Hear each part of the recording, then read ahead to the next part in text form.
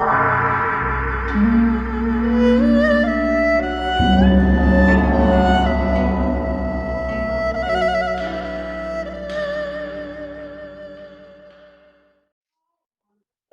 semuanya, kembali lagi dengan webinar Bincang Film di sesi terakhir. Sesi terakhir ini kita akan membahas Wuxia dengan Hollywood. Nantinya akan dibawakan oleh Bapak Eko Priantoro. Kemudian akan dimoderatori oleh Ibu Gracia Susilo. Ibu Gracia ini adalah dosen di Universitas apa? Pradita. Kok aku mendadak lupa. Pradita.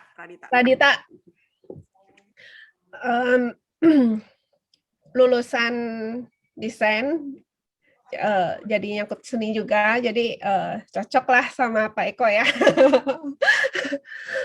Oke, daripada membuang waktu lebih banyak, waktu dan tempat langsung saya serahkan kepada Ibu Moderator dan kepada Bapak pembicara. Silakan. Oke, terima kasih semuanya. Salam jumpa lagi semua teman-teman yang ada di grup Budaya Tionghoa.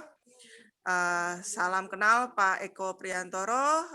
Saya adalah Gracia dan saya adalah dosen di Universitas Pradita di jurusan Desain Interior. Oke, teman-teman semua, malam ini kita akan mendengarkan pembicaraan mengenai hal yang paling menarik, bahkan dari saya kecil juga nonton si Wuxia, walaupun pilih-pilih, nggak sebanyak yang penggemar berat, dan Hollywood udah pasti juga ada banyak sekali yang mengemarinya, sehingga kita mau lihat nih perspektif dari Pak Eko mengenai bagaimana perbandingan, perbedaan atau analisis dari seorang Pak Eko dari Unpar ya mengenai ini. Oleh karena itu pertama saya akan membacakan beberapa aspek dari background-nya Pak Eko Priantoro. Pak Eko Priantoro adalah dosen dari Universitas Parahyangan ya, jurusan pengampu mata kuliah estetika di Lembaga Pengembangan Humaniora Fakultas Filsafat Universitas Katolik Parahyangan. Selain menjadi dosen, pekerjaan kesehariannya adalah desainer dan ilustrator perihal desain komunikasi visual. Pak Eko itu aktif dalam diskusi filsafat dan sesekali mengikuti pameran seni di berbagai kota. Pak Eko memiliki ketertarikan dengan hal-hal yang berbau pop culture seperti game, komik, urban art, toys, dan sebagainya. Maka sangat tepat sekali kita mengundang Pak Eko untuk membicarakan mengenai hal yang kita gemari rame-rame, Wuxia, dan kita bandingkan dengan Hollywood yang sedang ngetrend sekarang. Silakan Pak Eko. Terima kasih sekali, Bu Gracia. Apakah suara saya terdengar jelas? Terdengar, Pak, terdengar. Oh ya, oke, baiklah, baik. Maaf, saya terima kasih sekali atas kesempatan ini diundang oleh komunitas budaya Tionghoa, lalu diberi kesempatan untuk sedikit berbagi perspektif saya lah ya. Jadi apa yang saya nanti akan bagikan tentu belum tentu 100% benar atau mungkin juga banyak salah-salahnya. Jadi mohon apabila ada koreksi-koreksi atau ada tidaknya masukan, silakan saja dikemukakan.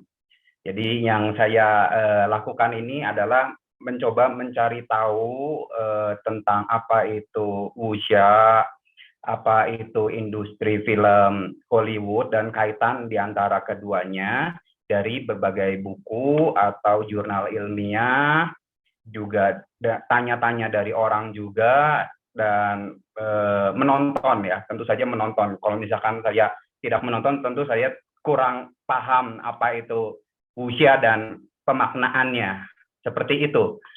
Oke, tidak berlama-lama atau kita langsung saja masuk ke topik pembahasannya. Saya akan share screen ya. Saya akan share screen. Oke. Saya kira sudah tampak, maka saya akan memulai dari apa itu wuxia dan kaitannya dengan industri film Hollywood.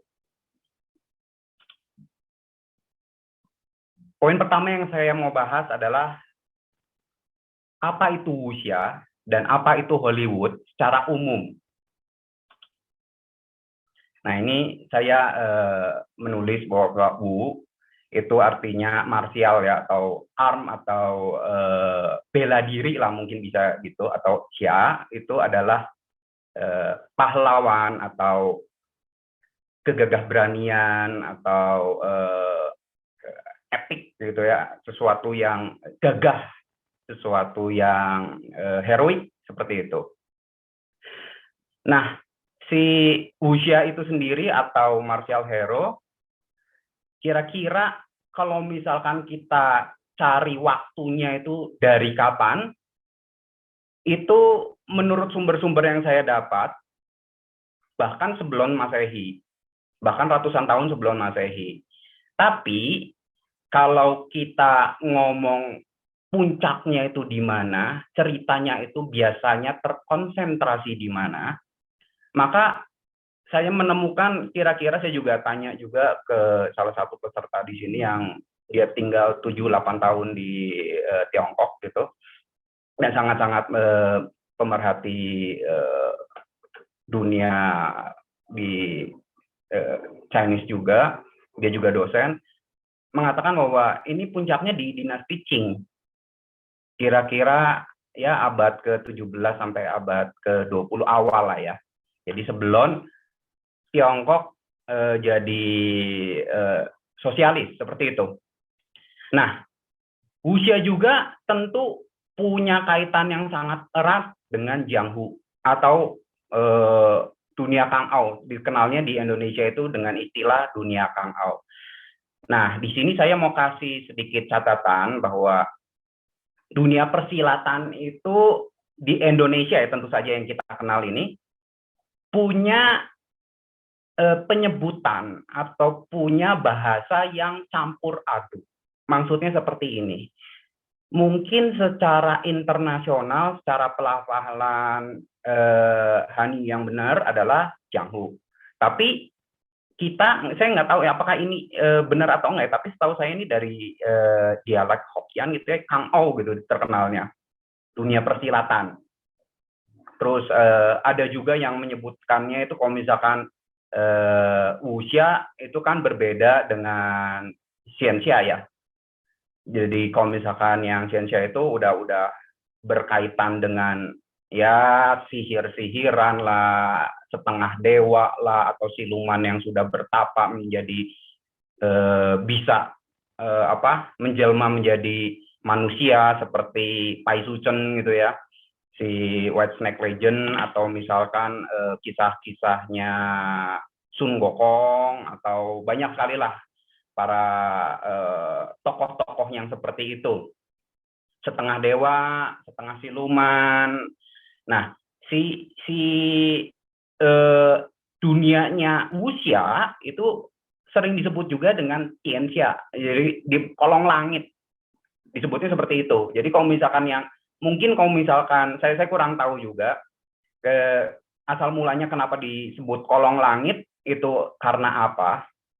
Apakah itu untuk membedakan antara wuxia dan xianxia yang sedikit magis-magisannya lebih superior lah, bisa dibilang seperti itu, atau bagaimana? Nah, wuxia sering dikaitkan dengan kisah protagonis atau tokoh utama dan petualangannya. Nah, biasanya ini dibahas bagaimana si tokoh utama itu berkembang ya. Ada perubahan dari cerita awal, cerita tengah, cerita akhir, itu ada perkembangannya gitu. Jadi kita bisa melihat si suka dukanya, dan biasanya sekali lagi wuxia itu menceritakan si tokoh utamanya bukan yang jagoan, tapi dia akhirnya mencapai menjadi jagoan gitu. Jadi awalnya mungkin nggak hebat, tapi nanti belajar jurus, sudah nemu pedang atau nggak sengaja ketemu guru lah atau apapun, jadi akhirnya jagoan gitu atau mempunyai ilmu yang tinggi seperti itu. Nah, tidak terbatas pada satu tokoh saja. Misalnya dari ceritanya Kulong. Nah, si novelnya Kulong ini judulnya The Legendary Sibling ya, atau kalau di Indonesia dulu tahun 90-an, sekitar tahun 90-an ada komik yang sangat terkenal, walaupun komik itu adalah interpretasi bebas gitu, jadi banyak ditambah-tambahkan hal-hal lain.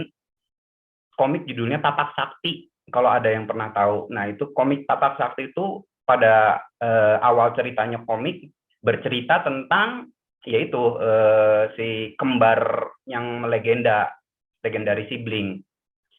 Nah, itu kan berarti si judulnya saja sudah menceritakan bahwa si jagoannya, si tokoh utamanya, si pendekarnya ada dua, seperti itu. Itu maksud saya.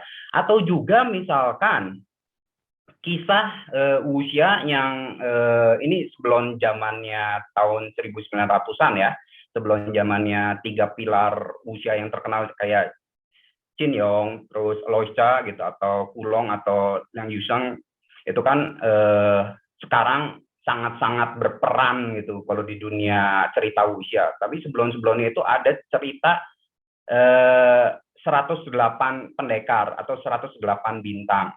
Itu si kisah pinggir air lah, margin water. Kalau nggak salah saya juga dikasih tahu oleh Ibu Ivana, yang salah satu ada peserta di sini juga, itu merupakan salah satu dari 4 novel paling berperan di kebudayaan Cina. Selain dari Istana Merah, ada juga Romance Three Kingdom, Cerita Pinggir Air, sama Journey to the West, yaitu cerita Son Gokong dan Tripitaka, seperti itu. Nah, lalu seperti yang barusan saya sebutkan, kisah wuxia ini paling populer, kisah wuxia klasik ya, maksudnya klasik bukannya berarti wuxia yang paling pertama, tapi menceritakan soal kependekaran zaman dulu gitu, zaman sebelum ada pistol gitu, belum ada senjata, zaman masih orang naiknya kuda gitu ya, yang jadi kan saya membedakannya dengan hal-hal yang lain gitu. Saya mencoba membangun batas-batas ini wuxia yang dimaksud yang seperti apa sih? Karena menurut literatur yang saya baca itu macam-macam sekali pendapatnya bahwa wuxia itu sebenarnya dari mana dan siapa yang pantas disebut sebagai kisah wuxia. Nah, sampai sekarang masih ada perdebatan. Kenapa bisa begitu? Nanti saya akan coba jelaskan lebih lanjut. Kenapa bisa serumit tanda petik ya seperti itu ya. Nah, ini ada Loicha, itu karya-karyanya adalah ya serial Condor Hero, itu terkenal sekali di Indonesia tentu saja. Ada juga To Leong To. Nah, ini maksud saya, ini saya campur-campur, mungkin bahasanya kan ini bukan bahasa Mandarin, tapi mungkin bisa bahasa Hokkien, atau kadang-kadang saya menyebutkannya dengan bahasa Indonesia gitu. Lalu ada Pangeran Menjangan gitu kan, The Deer and the Cauldron gitu, jadi cerita Pangeran Menjangan lah seperti itu. Itu juga ada dulu di Indosiar, sama si Condor Hero juga sempat ada di TVRI bahkan. Lalu yang serialnya Return of Condor Hero itu ada di Indosiar juga, yang mainnya Andy Lau sama Idi Chen ya kalau nggak salah. Terus To Leong To yang mainnya Tony Leung. Ini sebenarnya satu kesatuan ya, serial Condor Hero sama To Leong To itu jadi triloginya pendekar Raja Wali. Lalu ada Pangeran Menjangan, lalu ada juga The Smiling Proud Wanderer. Itu kalau di serialnya Yang paling terkenal dan ratingnya paling bagus setahu saya yang mainnya Richie Ren. Richie Ren, nah judulnya bukan The Smiling Proud Wanderer, tapi The State of Divinity, seperti itu. Dan ini Lois Cha itu dari antara ketiga tokoh utama ini sangat-sangat terkenal dan sangat banyak yang diadaptasi dalam film, TV maupun film layar lebar alias bioskop. Ini yang paling terkenal si Lois Cha ini. Dia sudah meninggal tapi baru-baru ini sekitar berapa tahun yang lalu lah, 2-3 tahun yang lalu kalau nggak salah. Jadi karyanya itu kalau misalkan saya boleh padankan ya, mungkin dia sama seperti Stan Lee-nya kalau di dunia komik gitu. Stan Lee itu kan yang mengarang banyak sekali superhero di Amerika. Nah kalau misalkan si Jin Yong atau si Lois Cha ini, dia banyak sekali mengarang jagoan-jagoan dari dunia wuxia. Dia juga yang seperti membangun peta dunia wuxia itu paling berperan dia gitu. Misalkan ya Kunlun itu di mana, sifatnya kayak gimana, jurusnya seperti apa, terus nanti Shaolin-nya kayak gimana, terus nanti ada juga sekte-sekte, misalkan Ming Clan itu seperti gimana, ada juga sekte-sekte sesat gitu kan, dan lain sebagainya, sekte penjaga kubur gitu, kuburan kuno seperti di film Return of Condor Hero, dan banyak sekali di pegunungan di Tiongkok itu ceritanya jadi tempat nongkrongnya para perguruan-perguruan silat gitu. Nah, lalu ada juga Kulong itu yang seperti barusan saya sebutkan, ini legendary sibling. Lalu, nah ini bedanya Kulong itu dia novel-novelnya itu agak terpengaruh ya menurut saya, terpengaruh sama film-film atau budaya barat yang membahas soal detektifan. Jadi ceritanya itu kompleks dan ada misterinya. Kayak Chu Luxiang itu, ini pernah diputar juga di TV, saya lupa di mana, Pendekar Harum. Lalu ada juga tokohnya Lu Xiaofeng atau Lu Xiufeng ya, kalau misalkan bahasa Hokkien itu Pendekar 4 Alis. Nah ini ceritanya ya seperti detektif lah, kayak ada misterinya, ada pembunuhan, lalu mencari tahu siapa yang membunuh. Jadi si ceritanya agak berbeda dengan wuxia yang lainnya. Atau ada Liang Yuseng. Nah, Liang Yuseng ini kalau nggak salah periodenya lebih awal dibanding dua pilar yang lain atau dua tokoh wuxia yang pujangga barunya lah istilahnya itu, Jin Yong sama Kulong. Dia terkenalnya sama karya The Bride with the White Hair. Nah, ini saya ada beberapa gambar ya supaya mungkin dibanding saya menjelaskan yang mana sih, ini saya sembari menjelaskannya dengan gambar saja supaya lebih ngena kali ya, lebih gampang untuk dipahami apa yang saya bahas dari tadi. Nah ini yang paling kiri itu Kueceng ya ceritanya, kalau di Indonesia terkenal si Kueceng, ceritanya si Kueceng itu. Jadi trilogi bagian awalnya Condor Heroes. Lalu gambar kedua itu ya ini yang bikin terkenal di Indosiar ya. Jadi saat itu semua orang kenalnya ini Yoko ya. Tapi kalau misalkan nama lainnya atau apa Yongko gitu atau siapalah saya agak lupa. Dan si Bibilung, padahal nama tokohnya sebenarnya bukan Bibilung deh setahu saya. Cuma disebutnya aja. Jadi di Indonesia itu lucu ya. Mengenal dua tokoh ini namanya Yoko dan Bibilung. Padahal nama aslinya setahu saya bukan Bibilung itu. Seperti itu. Nah, yang ketiga, bagian yang ketiga, ya ini Golok Pembunuh Naga di Indonesia terkenalnya. Golok Pembunuh Naga dan Pedang Langit. The Heavenly Sword and the Dragon Saber gitu ya. Ini bercerita kelanjutannya. Jadi, loh ini kan tokohnya beda ya, memang beda-beda semua tokohnya gitu. Tapi semuanya punya satu kesatuan cerita yang saling berkaitan. sekilas saya bahas ini ceritanya To Leong Tok, kenapa berkaitan sama kalau misalkan yang di kiri-kiri ini kan, yang dua di kiri, yang Kue Cheng dan Yoko ini adalah urusannya sama kondornya gitu ya, si burung kondor atau burung elang raksasa.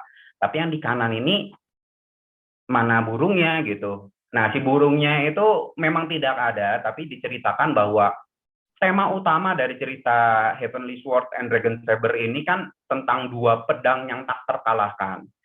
Katanya kalau misalkan orang yang punya golok pembunuh naga akan menguasai dunia Kang Ao. Cerita premis awalnya seperti itu.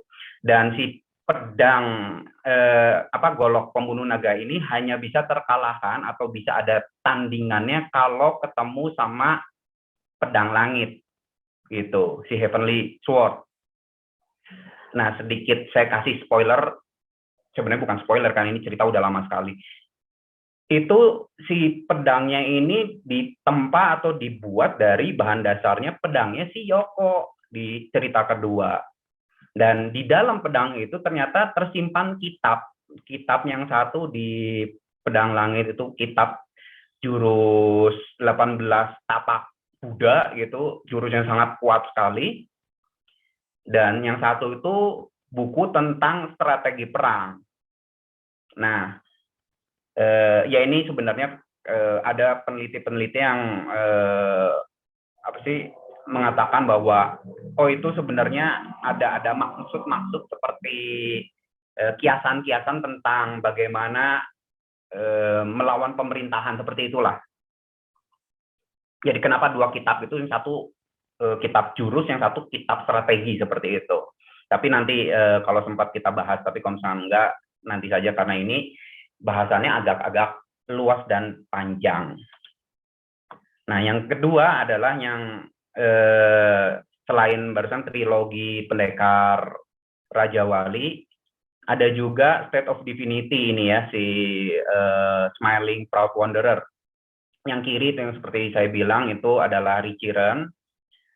Itu film sekitar tahun 90-an akhir kalau nggak salah, atau tahun 2000 lah. Nah, ini bercerita tentang pendekar Ling Huchong. Nah, kalau di Indonesia terkenalnya ini pendekar Hinaklana gitu. Karena kenapa disebut Hinaklana? Karena ini ceritanya si Ling Huchong dari awal cerita sampai akhir kalau nonton episodenya sengsara mulu gitu. Walaupun nanti di tengah jalan dapat ilmu, tapi pada umumnya si Ling Huchong itu hidupnya apes dan apes gitu. Kalau sudah apes kerjanya apa? Mabuk-mabukan. Ya begitulah kalau orang apes ceritanya. Si film ini, si novel ini, si Wuxia ini. Lalu yang ini juga pernah ada di TV ya, yang main Andy Lau sama Tony Leung. Ini Pangeran Menjangan. Kalau dilihat dari kostumnya agak beda zaman ya. Yang ini si cerita Pangeran Menjangan. Cuma ya ini ternyata ya bukan terpusat pada satu era saja, satu zaman saja, tapi bisa berkembang ke mungkin perbedaan selisih waktu sampai ratusan tahun. Sehingga cara berpakaian yang mungkin dinastinya juga berubah dan lain sebagainya. Jadi ini yang menjadi gambaran bahwa dunia wuxia itu tidak bisa kita persempit, tapi mungkin pembahasan bisa dipersempit. Oke, ini tentang Chu Luxiang ya, si pendekar Halum, dan Lu Xiufeng, si pendekar 4 alis. Nah, itu kalau misalkan di sebelah kiri atas itu cerita si pendekar Harum, ini kalau nggak salah juga pernah ada di TV. Lalu yang di kiri bawah itu cerita The Duel. The Duel ini ibaratnya kayak gini ya, detektif Sherlock Holmes itu kan ceritanya macam-macam gitu. Episode apa, atau misalkan ada ceritanya si Pierrot gitu, si Agatha Christie. Jadi kan misinya atau kasusnya beda-beda. Nah, ini The Duel ini bercerita soal salah satu episode dari Lu Xiufeng. Cerita soal dua pendekar yang sangat kuat, Simon peniup salju sama si si Kinceng, saya lupa namanya, itu. Jadi dua pendekar yang paling jago di dunia Kangao mau beradu tanding di atas istananya Kaisar, dan ada kasus di situ. Nah, Li Qiufeng itu sebagai tokoh utama di cerita bukan yang paling jago, tapi dia itu yang mengamati soal perkelahian. Dan ini film The Duel tahun 2000 lah, sekitar tahun begituan. Lalu yang tengah itu Legendary Sibling, gitu ya, Kulong yang bikinnya. Itu cerita yang barusan saya sebutkan bahwa tokoh utamanya dua gitu ya.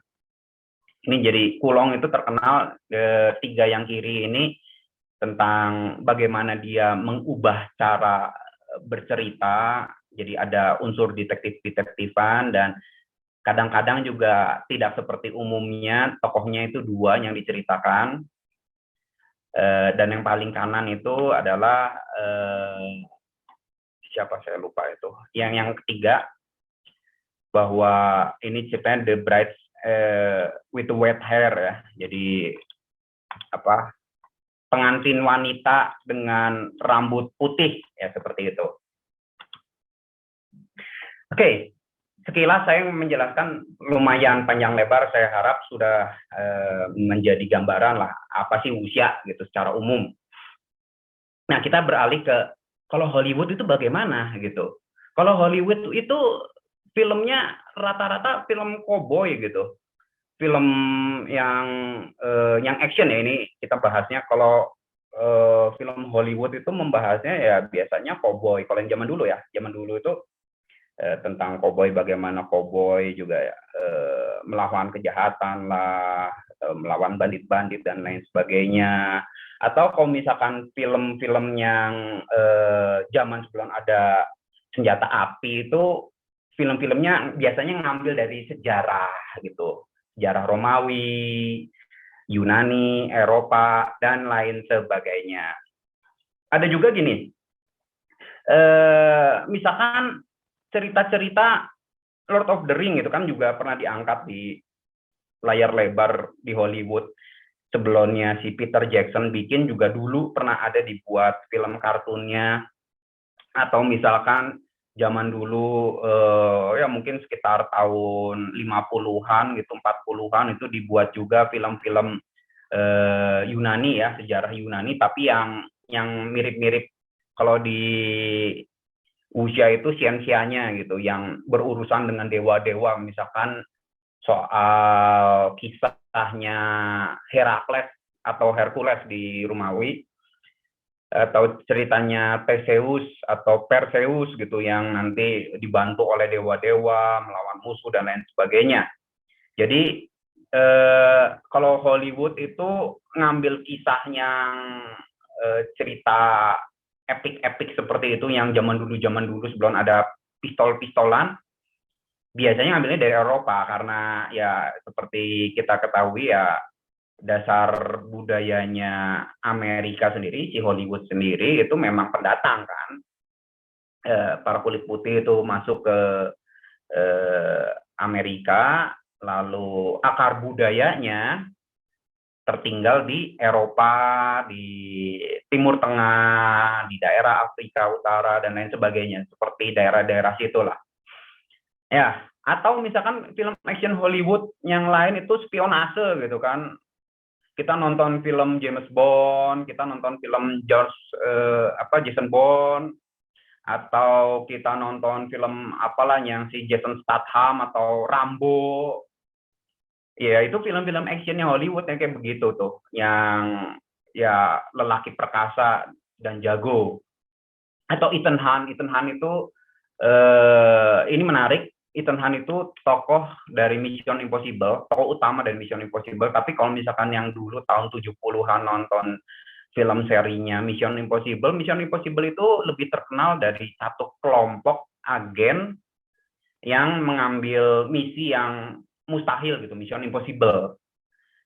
Si badan ceritanya, si topik utama dari Mission Impossible itu zaman dulu sebelum zamannya si Tom Cruise atau Ethan Hunt, berfokus pada si kelompok MI6 Mission Impossible Federation, IMF. Nah, jadi dulu itu merupakan satu kelompok, tapi sekarang sudah cuma si Ethan Hunt saja yang dibahas. Itu ada perubahan-perubahan ya di Hollywood juga, sama seperti yang terjadi di dunia wuxia. Nanti kita coba bahas ya apa yang terjadi. Oke. Kedua adalah pengaruh wuxia di Hollywood. Kita ambil akar sejarahnya ya. Akar sejarahnya itu sedikit saya mau mengulas sebenarnya sebelum zaman tahun 70-an di Amerika atau di dunia ada ya itu kan karena Bruce Lee atau Lolier gitu ya menjadi idola. Biasanya di Hollywood itu ada istilahnya yellow face. Yellow, kuning, face, muka. Zaman dulu artis-artis yang berperan sebagai tokoh-tokoh misalkan lagi bercerita tentang apa misalkan terdampar di Tiongkok gitu. Nah, si aktris yang atau aktor yang memerankan orang Asianya itu orang kulit putih juga, tapi di make up supaya matanya jadi sipit gitu. Jadi bahkan untuk pemeran-pemeran Asia itu orang bule juga.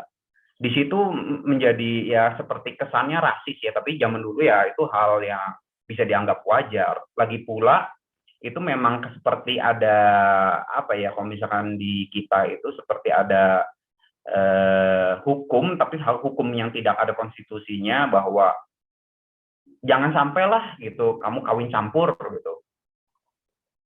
Nah, itu di Amerika ada aturan seperti itu sehingga pemeran-pemerannya itu kan biasanya si orang-orang Asia dari Tiongkok, dari Jepang itu jadi peran pelengkap saja atau jadi objek saja. Nah, pada tahun 70-an ketika Bruce Lee atau Lolier itu menggedor Hollywood, pandangan dunia mulai berubah tentang martial art, tentang seni bela diri ala Tiongkok. Mereka mulai melihat, ternyata keren juga ya, ternyata menarik juga seni bela diri dari Oriental ini, dari Asia ini, dari Tiongkok. Mulai terjadi demam film kungfu, dan terutama di Amerika, dan memang kita akui bahwa Hollywood itu sampai detik ini pun menjadi pusatnya perkembangan film gitu ya. Catatan, Lolier itu setahu saya orang Medan ya, pemantang Siantar, cuma hijrah ke Hong Kong terus jadi bintang film yang terkenal gitu. Jadi perkembangannya film kungfu ternyata orang-orang Indo juga gitu, orang peranakan Tionghoa yang dari Indo lalu pindah lagi ke sono. Nah, ini saya sedikit kasih catatan soal pop culture, Touch of the Dead. Ini jurus ini ya, Dimak, kalau ada istilahnya yang terkenalnya, saya nggak tahu sekarang atau pelafalan yang baik bagaimana. Dimak itu kayaknya Hokkien juga. Itu jadi jurus totok tapi yang mematikan gitu. Sentuhan atau totok yang bisa orang yang kalau di tekan si titik-titik syarafnya itu bakal mati gitu. Ini terkenalnya gara-gara film Clan of the White Lotus tahun 1980. Bintangnya Lolier dan Gordon Liu. Itu mempengaruhi banyak budaya populer. Budaya populer itu bukan cuma di Amerika saja, tapi misalkan ini seperti komik dari Jepang, Fist of the North Star atau Hokuto no Ken, Kill Bill, sebuah film Hollywood yang sangat terpengaruh dengan kungfu atau wuxia, dan Naruto itu anime dan komik juga dari Jepang.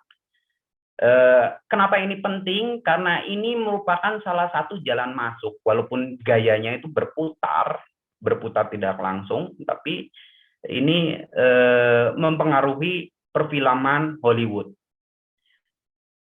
Asal muasalnya, basicnya ya dari wuxia, ya dari seni bela diri dari negara Tiongkok. Nah, si komik di Amerika itu sangat mempengaruhi industri film. Apalagi sekarang, kita tahu sendiri, hanya komik yang bisa bikin serial sampai puluhan, komik dari Marvel atau DC juga ya mengikutinya. Puluhan seri, tapi kita tonton di bioskop. Baru terjadi dalam waktu berkisar tahun 2006 sampai sekarang ya. Ketika Marvel mulai bikin film serial tapi di bioskop gitu. Nah, ini semua yang saya sebutkan pengaruh komik yang terpengaruh film wuxia atau novel wuxia itu ya Master of Kung Fu atau Shang-Chi yang kemarin juga ada, Iron Fist dan Power Man, Luke Cage. Nah, ini tiga-tiganya ini semua udah dibikin filmnya. Shang-Chi udah dibikin film bioskopnya, Iron Fist sama Power Man dibikin dalam bentuk serial di Netflix. Ini bisa kita ketahui semua novel ini, semua komik ini adalah karangannya studio Marvel.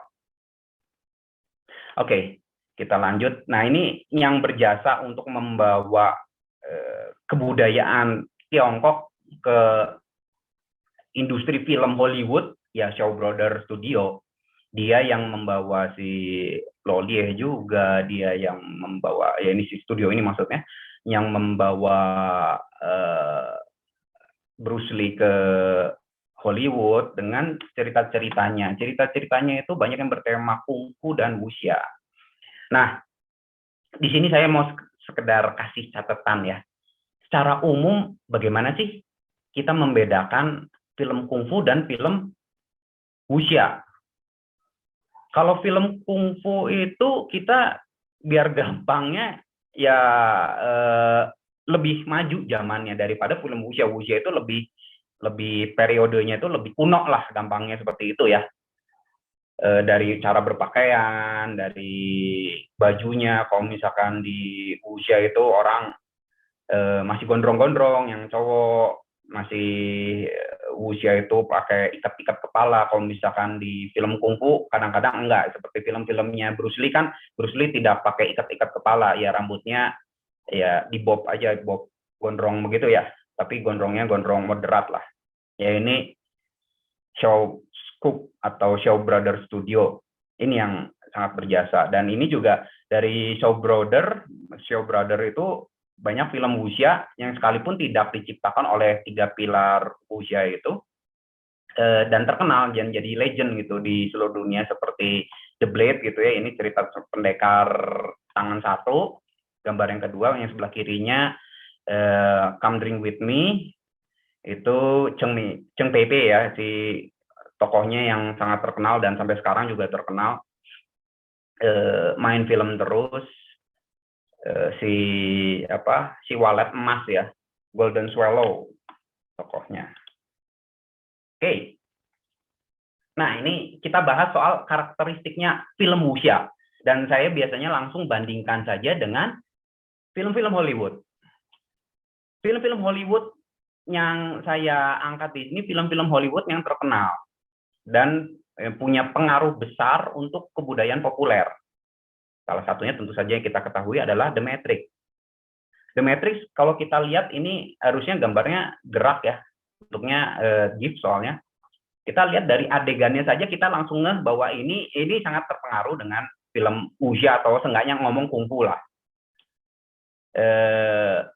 Kalau misalkan kalian nonton atau Bapak Ibu Saudara nonton cara cermat film Matrix, ya ada ginkangnya juga, ilmu meringankan tubuh. Jadi yang bisa dibilang lebay-lebaynya juga ada, khas banget dengan film wuxia seperti itu.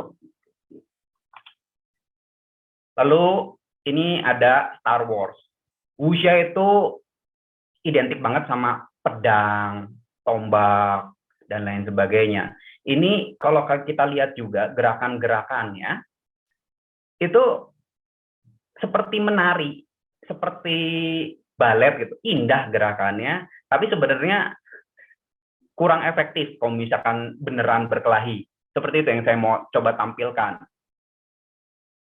hanya mengutamakan keindahan saja dan aksi seperti gimana ya. Jadi kalau misalkan wuxia itu berkelahi lebih mirip adegan teatrikal daripada efektivitas. Oke. Terus karakteristik yang lain adalah lebay. Maksudnya lebay gimana? Hebatnya pertarungan kerap digambarkan berlebihan gitu ya. Kalau misalkan yaitu kalian bisa lihat atau Bapak Ibu bisa lihat di GIF pertama atau di gambar bergeraknya yang pertama itu film dari Holy Weapon tahun 93, ya kuat banget gitu bahwa ya seperti pedang sebesar-besar apa itu gedung bertingkat itu melawan roda angin gitu, kincir air atau angin gitu. Dan ini belum seberapa banyak sekali film-film wuxia yang masa kini seperti Storm Rider atau Storm Warrior. Wah, itu lebaynya jauh, ini masih kalah gitu. Misalkan di film Storm Warrior ya, saya sedikit bercerita. Di Storm Warrior itu ketika dua tokoh utama itu Nipeng sama Pucing Yun ya, jadi si awan dan si angin berkelahi, mereka nggak pukul memukul atau tangting tong pedang terus. Awalnya dia diem, masing-masing itu berhayal bagaimana cara mengalahkan musuhnya.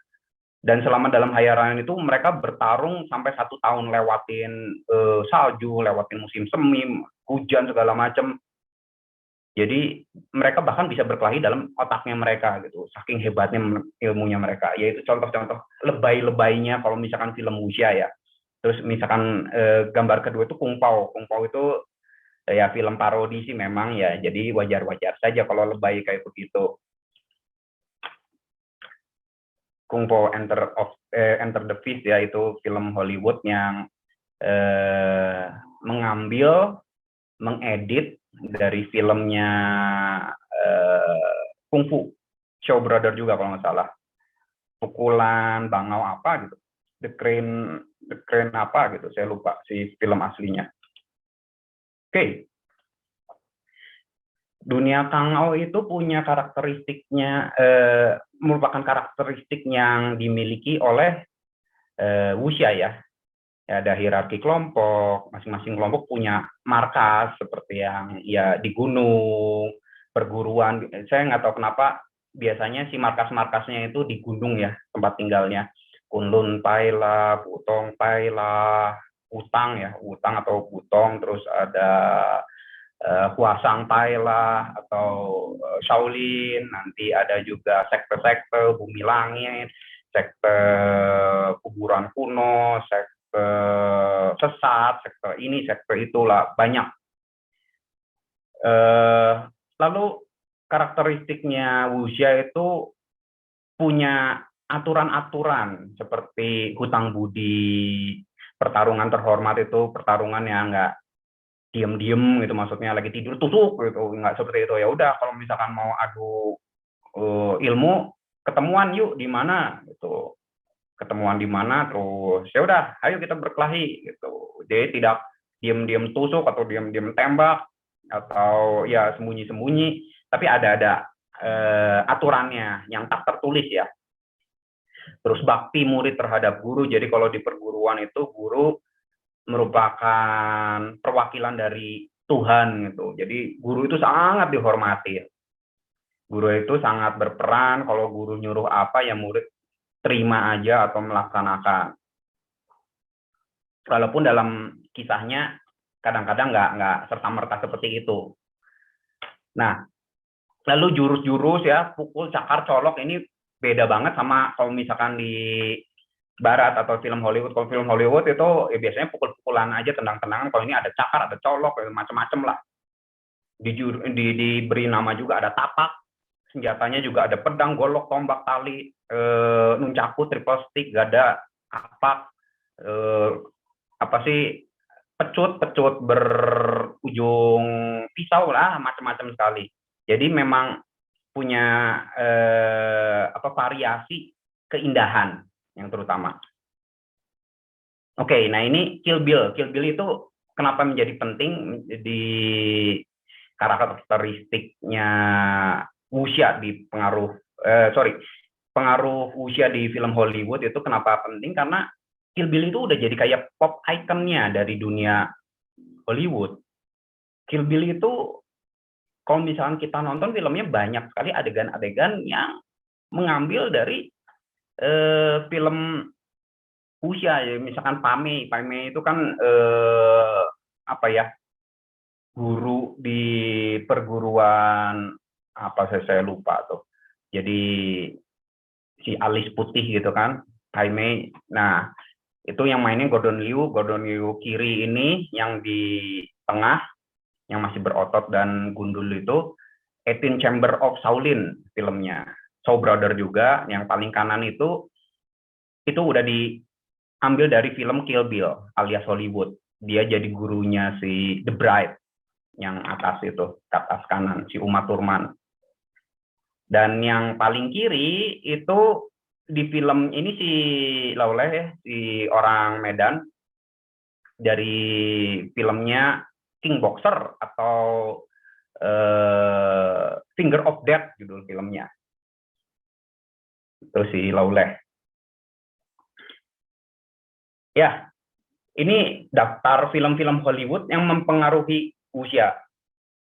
Ya, kita barusan sudah bahas soal Kill Bill, kita bahas juga soal Matrix, Charlie's Angel yang baru-baru ya, Charlie's Angel yang eranya ada Lucy Liu, ada Cameron Diaz, ada Drew Barrymore, bukan yang dulu serial TV. Jadi Charlie's Angel versi layar lebar itu sangat terpengaruh sekali dengan jurus-jurus wuxia, dengan gaya-gayanya wuxia yang seperti menari, tapi jadi perkelahian yang menarik atau indah dipandang.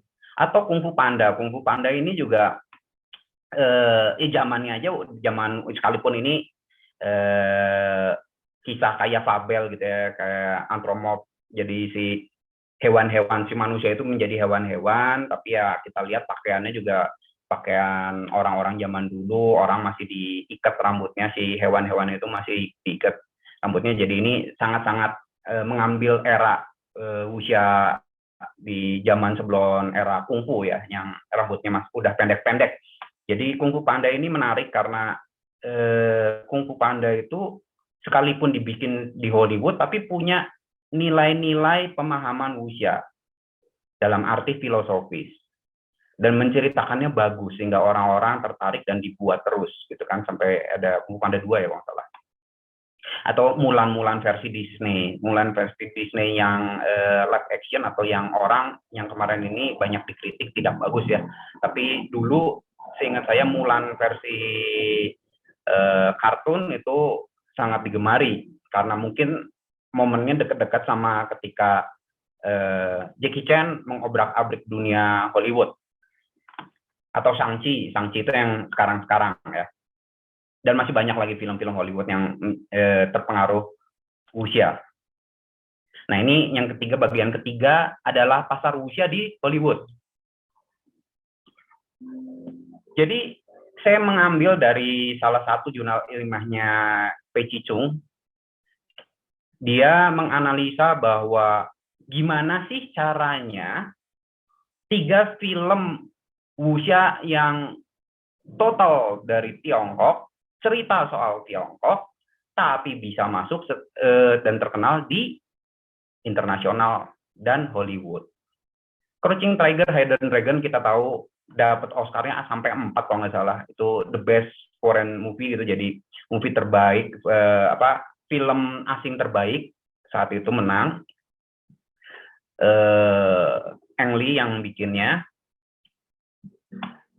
Didistribusiinnya melalui Sony Picture. Jadi kesuksesan dari suatu film ya tentu bagaimana orang bisa tahu itu film bagus atau enggak kalau misalnya nggak ada yang mendistribusikan. Ternyata jalur distribusi itu sama pentingnya sama dengan bagaimana orang bikin film. Bikin film bagus-bagus kalau misalnya nggak ada yang nonton, buat apa juga.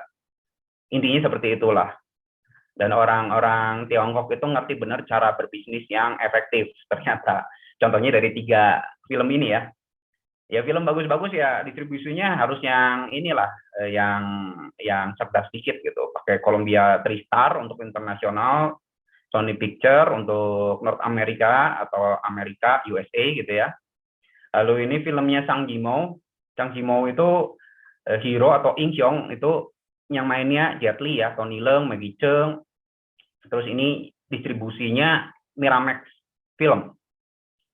Lalu ada House of Flying Dragon yang mainnya Takeshi Kaneshiro. Ini saya salah tulis nih. Takeshi Kaneshiro, Andy Lau sama Chang Chi. Itu Sony Picture klasik untuk seluruh dunia. Jadi marketingnya bagus mereka. Dan ini sedikit catatan. Film-film ini pemeran-pemerannya itu memang sudah terkenal secara internasional. Kalau Ang Lee itu ya memang sudah terkenal gitu. Filmnya dapat Oscar, Brokeback Mountain misalkan, atau Sense and Sensibility, atau misalkan Life of Pi. Jadi sebelum bikin Crouching Tiger, Hidden Dragon, dia memang sudah terkenal di Hollywood. Dia bikin film yang bagus-bagus ya, ada film Hope juga. Ternyata jalur distribusi yang bagus bisa membuat film laku lah, pendek katanya seperti itu. Nah ini nih sutradara Tiongkok di Hollywood, ada juga John Woo yang bikin Radcliffe. Nih saya salah tulis juga, Hardboiled itu filmnya Chow Yun-fat. MI2 itu Mission Impossible nomor 2, Broken Arrow, Face Off. Ang Lee-nya itu Crouching Tiger, Hidden Dragon, Hulk, Life of Pi, Brokeback Mountain. Sang Yimou-nya itu Hero, House of Flying Dagger, Shadow itu film yang baru ya kalau nggak salah, film 2-3 tahun yang lalu lah. Itu sangat cantik sekali, film yang kalau misalkan ada orang yang ngomong sekarang sutradara atau film Tiongkok udah nggak ada yang bikin film bagus, coba nonton Shadow. Itu sangat artistik sekali, secara estetik luar biasa.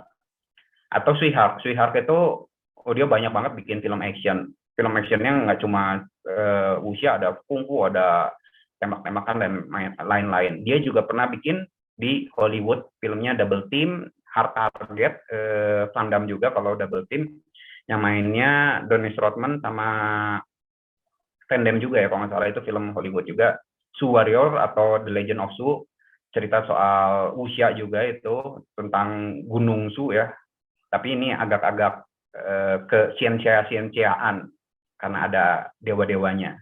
The Blade, Ding On, kalau misalkan ini The Blade itu adaptasi dari Shawn Brother yang pendekar tangan satu, yang mainnya Ding On, yang Chow Wen Chow ya bintang filmnya kalau nggak salah. Dan Twin Dragon, Sweetheart. Twin Dragon itu Jackie Chan yang main, Jackie Chan yang kembar.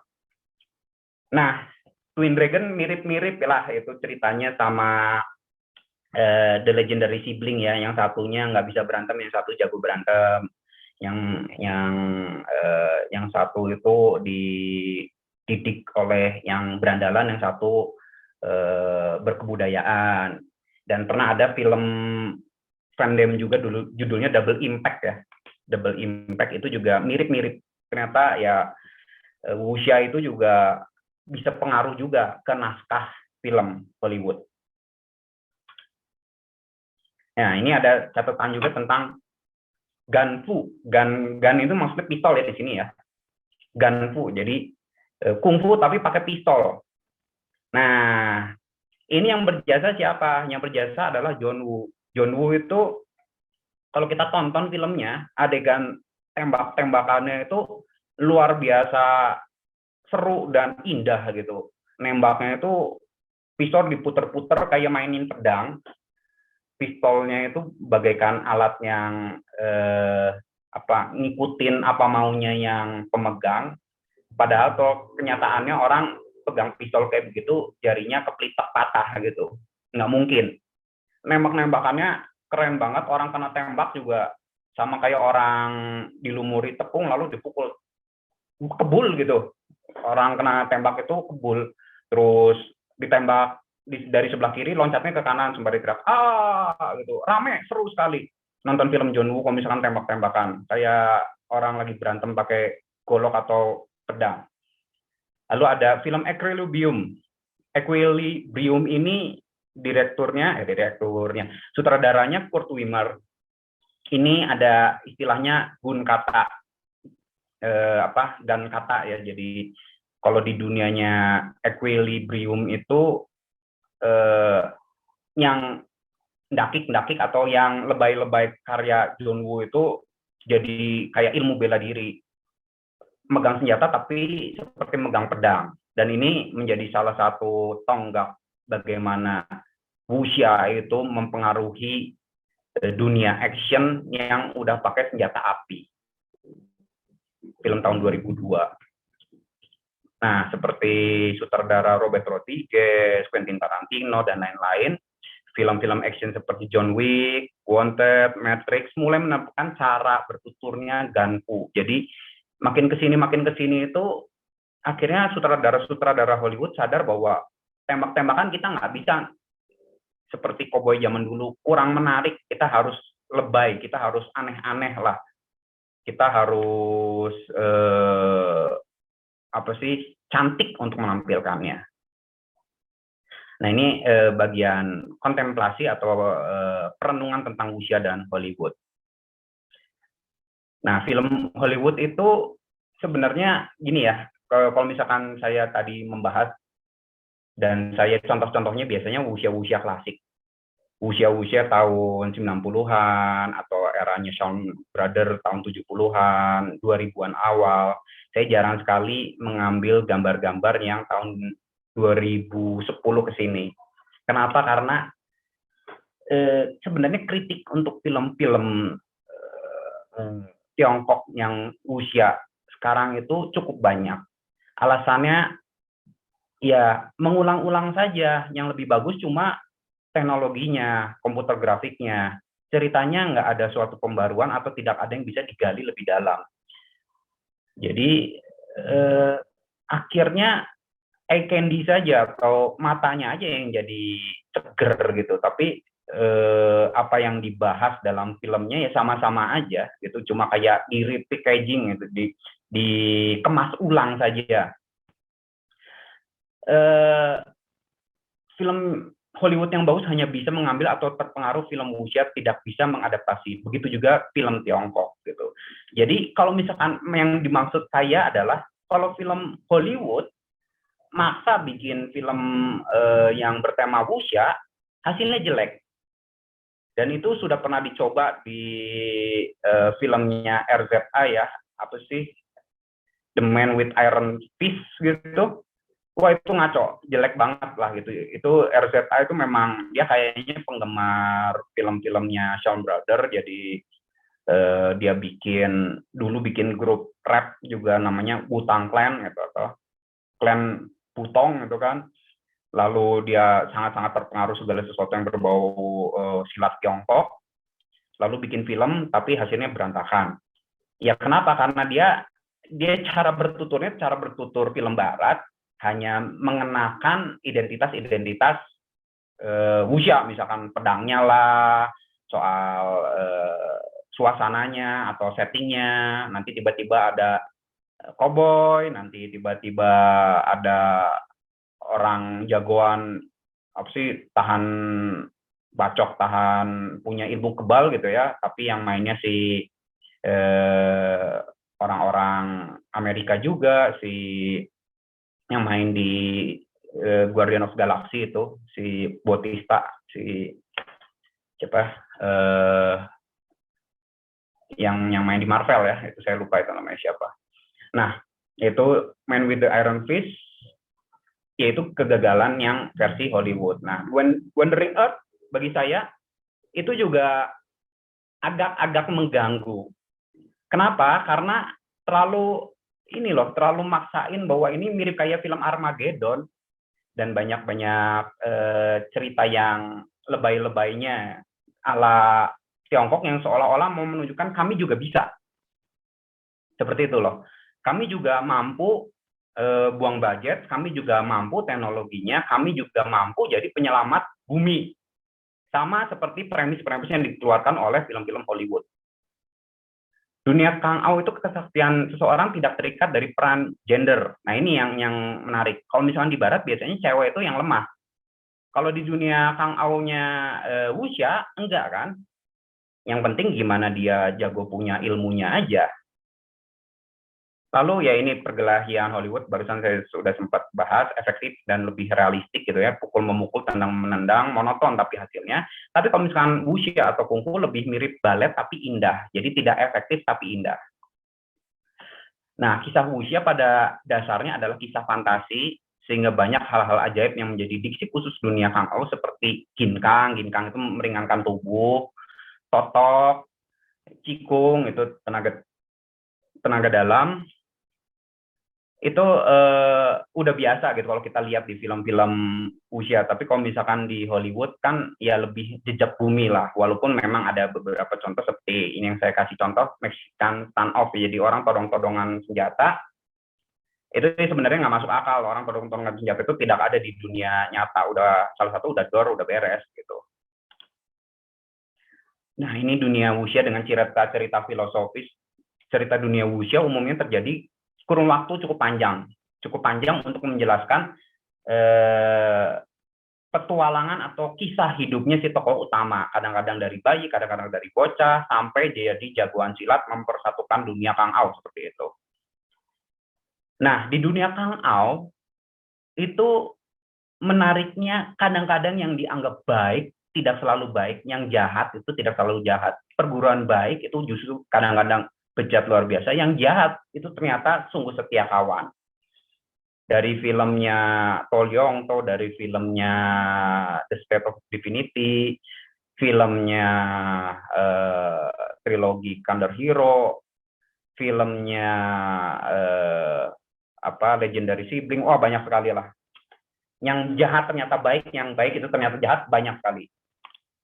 Nah, kata-kata bijak, kata-kata yang seperti puitis dan teatrikal itu sering sekali dipergunakan dalam kecakapan dunia Kang Au atau film-film wuxia. Itu yang menjadi poin-poin filosofis dari film-film wuxia. Ini coba saya bahas secara singkat saja ya, supaya tidak terlalu berlama-lama. Nah, wuxia itu dengan ciri khasnya yang kuat, terkadang masuk dalam film-film Hollywood melalui jalan memutar.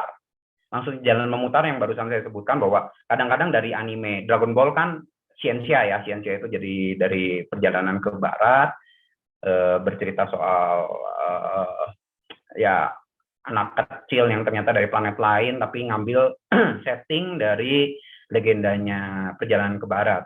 Lalu seperti adaptasi game Suikoden kalau di Jepang, cerita soal The Margin Water atau cerita 108 bintang. Everything Scholar, filmnya Stephen Chow tahun 93 itu diadaptasi dari cerita wuxia, cuma dibikin ke film ini ya, film komedi. Nah ini sekali lagi saya menggarisbawahi bahwa kita susah untuk membatasi wuxia itu sampai mana. Dengan perkembangan teknologi, kadang-kadang film wuxia itu udah kayak dewa gitu. Kadang-kadang loncat bisa manggil naga dari awan gitu, terus ngehajar musuh, gunung terbelah gitu. Itu cerita-cerita wuxia yang tahun 2010-an ke sini tuh. Lah udah nggak ada bedanya sama Sun Gokong ditindih sama gunung gitu. Nah bagi saya, kenapa film-film wuxia yang sekarang diproduksi itu, ya kami tahu teknologinya sudah hebat, tapi kalau dilebay-lebayin sampai kelewat batas begitu, kita udah bingung ini manusia atau dewa gitu loh. Nah ini kita akhirnya ngebatasin, oh kalau misalnya film wuxia itu ya yang masih manusia, tapi eranya era masih gondrong dan dikuncir, cuma gitu aja sih akhirnya. Nah ini sedikit tambahan aja, ini sebenarnya penting nggak penting ya. Ini saya agak-agak punya kritik tentang dunia silat-silatan. Jadi ini ada fenomena terjadi di Tiongkok sana, ada Su Xiaotong. Itu Su Xiaotong ini ahli MMA atau bela diri beneran. Dia dianggap merusak nama besar atau tradisi-tradisi kungfu Cina. Padahal dia ngomong, ya kungfu Cina itu bagus, tapi jangan dipakai untuk membodohi masyarakat. Nah, memang pas lagi zamannya dulu komunisme mulai ada di Cina, memang wuxia itu kan sempat dilarang ya. Tapi belakang-belakangan ini karena aturannya udah lebih longgar, wuxia palsu yang ya orang bisa meringkankan tubuh, bisa kebal pukulan, tai chi dipakai untuk berkelahi beneran, itu mulai merebak lagi, dan si Su Xiaotong ini mematahkannya dengan mengajak tanding ahli tai chi, ahli Wing Chun. Ya habislah dipukulin sama si Su Xiaotong gitu. Ya palingan itu yang bisa saya bagikan. Maaf kalau misalkan terlalu lama pembahasan saya. Sekian dan terima kasih. Nah, ini memang sangat menarik. Terima kasih Pak Eko atas pemaparannya. Kalau boleh disimpulkan secara global oleh saya, maaf jika salah, yang paling menarik itu memang dari awal usia itu berdiri sendiri, kemudian Hollywood ya berdiri sendiri, akhirnya mereka bertemu di tengah-tengah. Tapi kemudian karena ciri khasnya tidak bisa dihilangkan ya, jadi kalaupun mau di merge benar-benar full menjadi suatu genre baru itu masih belum bisa ya, berarti ya kurang lebihnya. Dan detil-detil bahwa ada film Equilibrium saya belum nonton, yang Shadow saya juga belum nonton. Nah itu kayaknya perlu saya catat itu kemarin, tadi saya catat supaya nanti besok-besok saya harus nonton. Karena memang pada dasarnya nyaris sebagian besar pasti yang hadir di sini juga penggemar Wuxia, tapi mungkin kita tahu bahwa adalah gitu kan perbandingannya developernya dengan Hollywood, tapi nggak pernah sampai sejelas ini. Nah itu dia. Terima kasih atas penjelasannya. Mari kita masuk ke dalam session pertanyaan.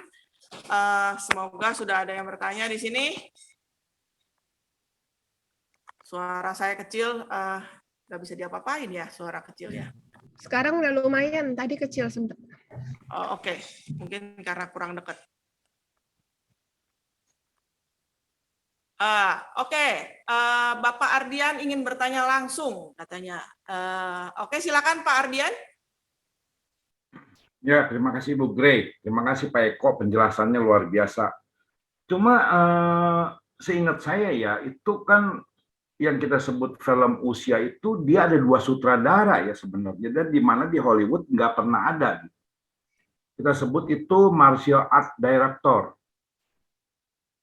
Contohnya Xiao Brothers itu kan Chang Shi itu sutradaranya juga merangkap martial art director. Tapi banyak tokoh-tokoh yang kita kenal seperti pertarungan di Matrix itu kan karena ada martial art director dari Hong Kong, Yan He King namanya. Dan itu kan membuat indah. Jadi terus juga banyak kayak Jackie Chan punya film itu banyak martial art directornya, terus Stanley Tong ya kalau nggak salah ya. Juga Liu Chiao yang tadi yang kakaknya Gordon Liu itu kan juga dia jadi sebagai martial art director gitu. Itu mungkin perbedaan yang menyolok gitu. Sehingga apakah di Barat sekarang ini film-film actionnya itu menggunakan martial art director juga gitu. Kalau di Hong Kong kan memang dari dulu udah berjalan gitu. Jadi mungkin yang membedakan gitu ada 2 sutradara gitu yang nggak pernah terjadi gitu. Itu apakah martial art director ini yang mempengaruhi gayanya di Hollywood, dan apakah Hollywood juga menggunakan istilahnya itu seperti martial art director gitu. Itu Pak pertanyaan saya. Terima kasih. Wah, boleh saya langsung jawab atau bagaimana? Ya, silakan Oh, Pak Eko. Oke. Ini terima kasih sekali Pak Chong, Om Chong ini yang ini ya banyak pengetahuan, benar saya agak sungkan juga sebenarnya. Beliau juga ngerti banyak juga soal film-film wuxia, film kungfu dan kaitannya sama Hollywood. Betul, itu yang menjadi poin bahasan saya tentang kenapa film Hollywood dan film wuxia itu punya identitasnya masing-masing. Dalam artian begini, kalau film wuxia itu dari Tiongkok atau sekitarnya, Hong Kong dan Taiwan misalkan, lalu film Hollywood itu dari Amerika dan kawan-kawannya, mereka itu ya tentu kalau misalkan membahas soal action yang berbasis kungfu, silat, itu kalau barat ya tentu kalah. Tidak ada sutradara yang sekiranya menurut saya sih tidak ada yang mampu ya sampai secanggih itu, sehebat itu. Setahu saya loh ini loh. Jadi mereka butuh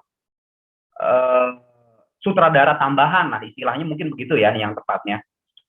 Berbeda dengan kalau misalkan film-film dari Shaw Brother misalkan, atau film-film dari asli Tiongkok yang memang si sutradaranya juga paham benar dan mampu untuk mengarahkan gaya berkelahi seperti itulah.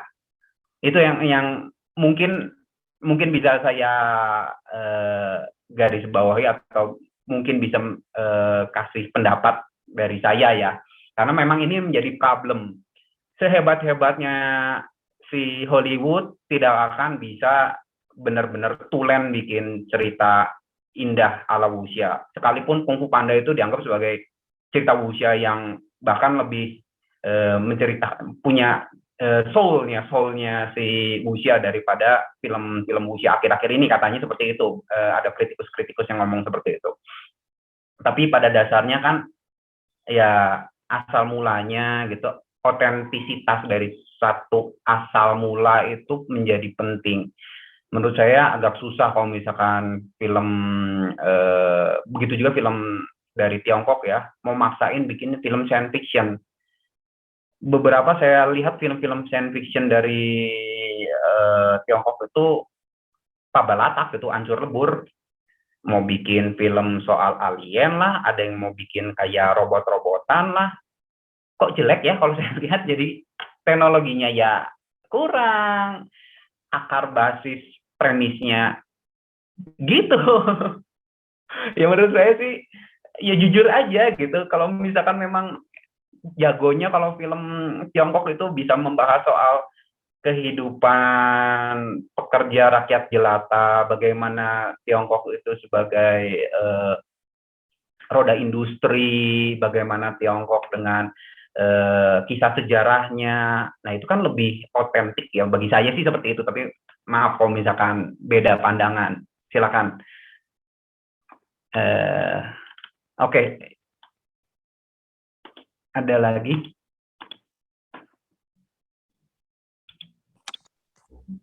Oh. Nah, dari pertanyaan kedua dari Ibu Echa, izin bertanya, di film wuxia ada kecenderungan narasi zero to hero, dari cupu jadi suhu gitu kan, sehingga menjadi pendekar yang hebat. Satu, jika dikomparasikan dengan superhero Hollywood, bagaimana, ada nggak tuh perbedaan kesamaannya, ciri-ciri khasnya? Dan yang kedua, di Hasana Wuxia, adakah narasi yang berbeda atau alternatif selain plot zero to hero itu?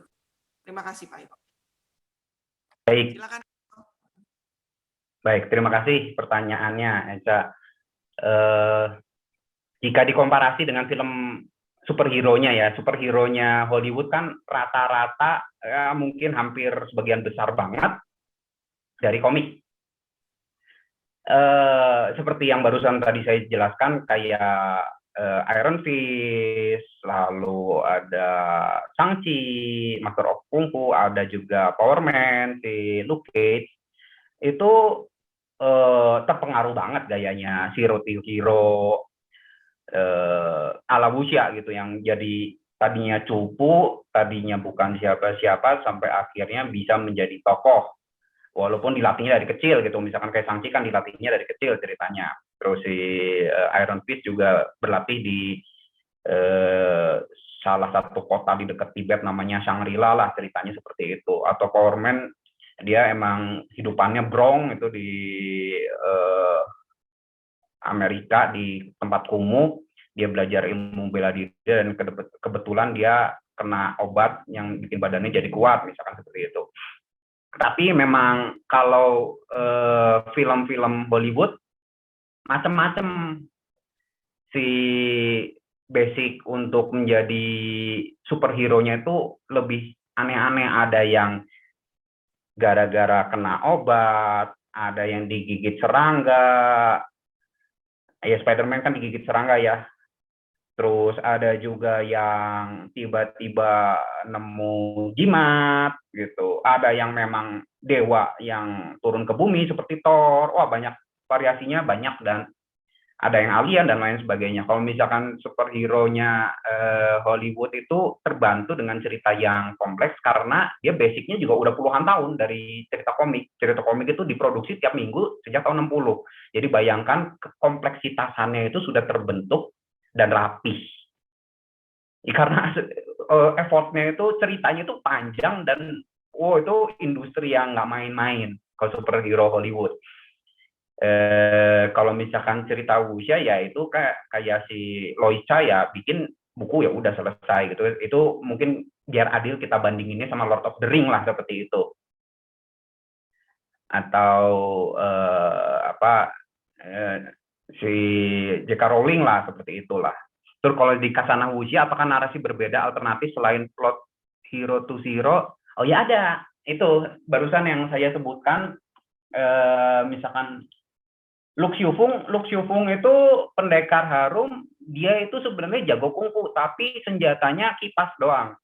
Dia nggak mau bunuh musuhnya. Dia mirip-mirip kayak Batman lah. Batman kan jago berantem, tapi dia nggak mau bunuh musuhnya. Dia itu cuma pakai senjatanya kipas aja supaya tidak lethal atau tidak mematikan. Ya kalau misalkan di manga atau anime mungkin kayak Kenshin lah gitu. Dia jago banget tapi sebenarnya dia sengaja bikin pedang kebalik gitu supaya kalau menebas musuhnya nggak koit.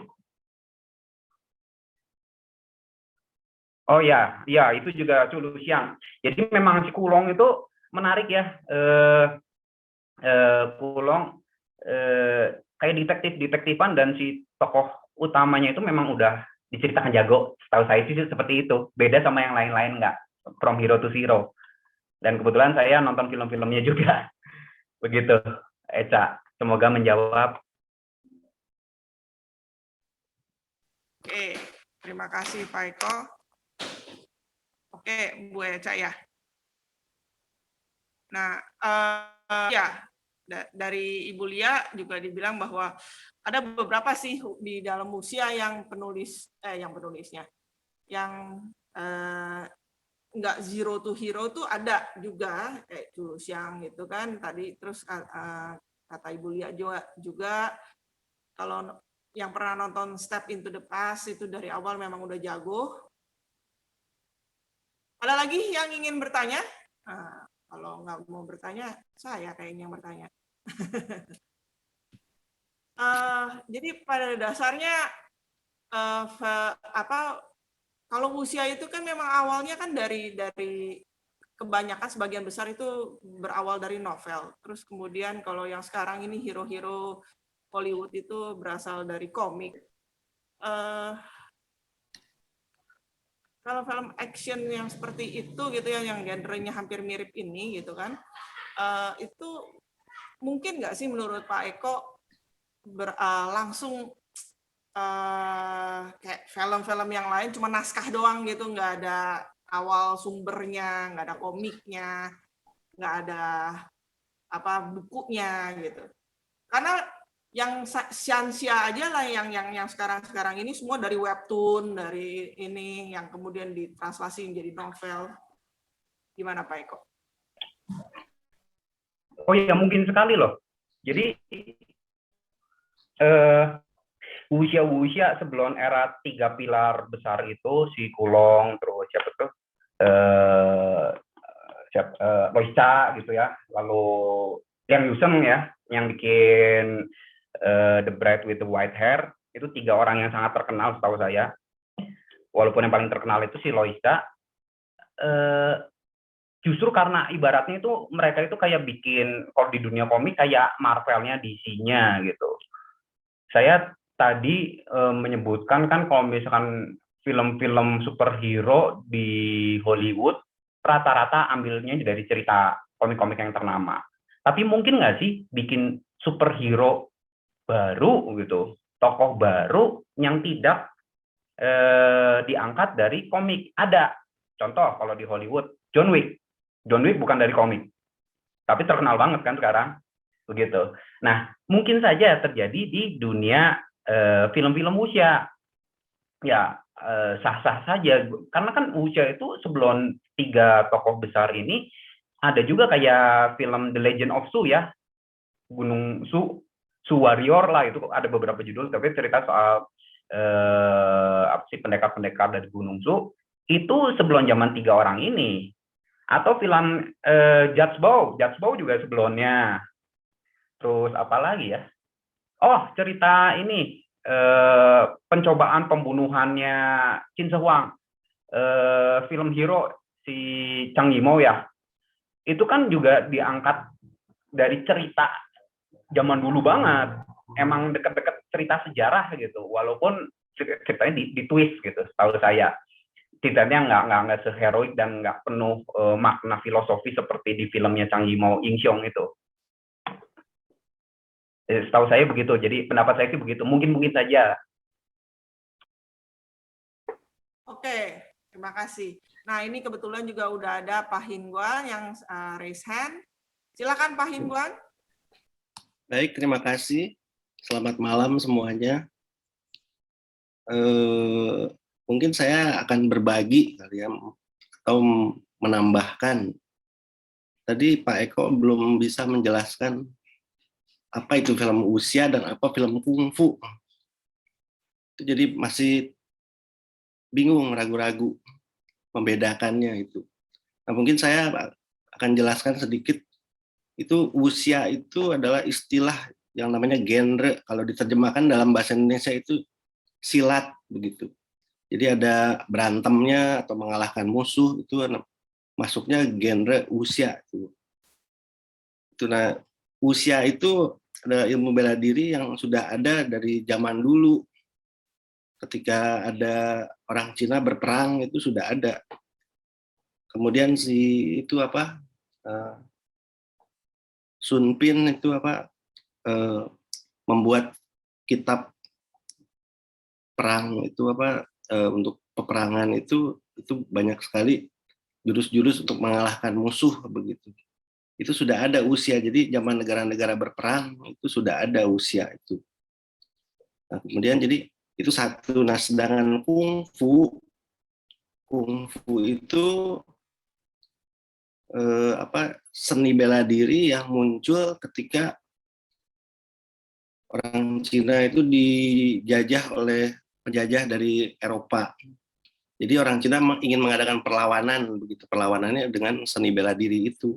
Nah, makanya jadi muncul sekte-sekte atau perkumpulan perguruan. Barangkali yang besar itu ada Shaolin, Wutong atau Wutang di Gunung Wutang itu, terus kan ya banyaknya di gunung itu yang ngumpet-ngumpet itu. Mereka berlatih seni bela diri itu begitu. Kemudian yang kecil-kecil itu ada jurus macan misalnya atau jurus bangau, macam-macam itu. Dan terakhir saya juga bingung ini kenapa Pak Eko tidak menjelaskan satu tokoh itu Huang Feihu itu dari Kanton. Itu pada zaman dinasti Qing itu ketika orang Barat masuk ke Cina itu ada tokoh yang ingin melawan itu. Dilawannya pakai kungfu, itu pakai wuxia. Itu si Huang Feihung. Kemudian ada lagi berikutnya adalah Ye Wen ya, Ip Man. Filmnya ada 1 2 3 4 itu. Nah, kemudian kaitannya dengan Hollywood itu barangkali orang pertama itu yang ke Amerika itu adalah muridnya Ye Wen itu si Bruce Lee ya, Lee Hsiao-lung. Dia pergi ke Amerika karena dia orang seni, orang film. Jadi mau memperkenalkan seni bela diri Cina. Tapi orang Amerika tidak, karena mungkin masih rasis ya, rasialis, akhirnya tidak mengizinkan berkembang itu. Karena itu pernah tahun berapa? 60 70-an ya. Itu si siapa? Bruce Lee-nya mau bikin film itu tidak jadi. Di film kungfu, judulnya kungfu itu digantikan oleh aktor orang Amerika namanya siapa, David Carradine. Itu apa, kungfu seri itu tahun 72. Itu, jadi begitulah itu ceritanya itu. Kemudian yang untuk perkembangan di Hollywood itu dia menggunakan teknik usia, atau ada film-film kungfu muncul itu ya sah-sah saja. Barangkali itu bintang film Jackie Chan ya, si Chen Lung itu banyak sekali memperkenalkan kungfu ke Amerika itu. Kemudian bintang film yang lainnya, Jet Li juga memperkenalkan kungfu ke Amerika itu. Mereka juga sudah jadi artis Hollywood juga. Jadi sah-sah saja. Kemudian muncul yang terakhir itu kan ada Shang-Chi ya. Shang-Chi itu ya kolaborasi dari cerita-cerita Cina, cerita-cerita yang macam-macam itu, sehingga ada warna perkelahiannya, ada jadi masuk genre usia itu. Seperti itu. Nah, untuk pengarang barangkali itu pengarang silat itu banyak sekali ya. Itu barangkali novelnya Xi Yuqi, catatan perjalanan ke barat Sun Gokong itu sudah ada banyak itu cerita-cerita usianya, bagaimana mengalahkan siluman gitu. Jadi ada cerita perkelahiannya macam-macam. Itu barangkali itu kelompok daripada usia ya. Kemudian pengarang yang populer barangkali ketika di zaman Cina sudah menjadi nasionalis, itu banyak sekali pengarang-pengarang dari Cina itu mengarang cerita tentang cerita silat. Tapi cerita silat tidak selalu murni silat ya, kebanyakan itu di dalam cerita silat itu banyak sekali cerita cintanya, cerita keluarga juga banyak begitu. Ya, yang catatan saya yang terkenal itu tadi sudah disebutkan ya oleh Pak Eko, ada Qin Yung, ada Kulung, ada Yang Yiseng ya. Barangkali yang terkenal lagi ada Wang Tulu. Wang Tulu itu juga salah satu master daripada penulis genre usia. Yang filmnya itu The Crouching Tiger, Hidden Dragon itu pengarangnya adalah Wang Tulu. Kemudian ada Wen Ruian, ada Wu Longzhen, dan lain-lain. Nah, cerita-cerita silat itu banyak sekali.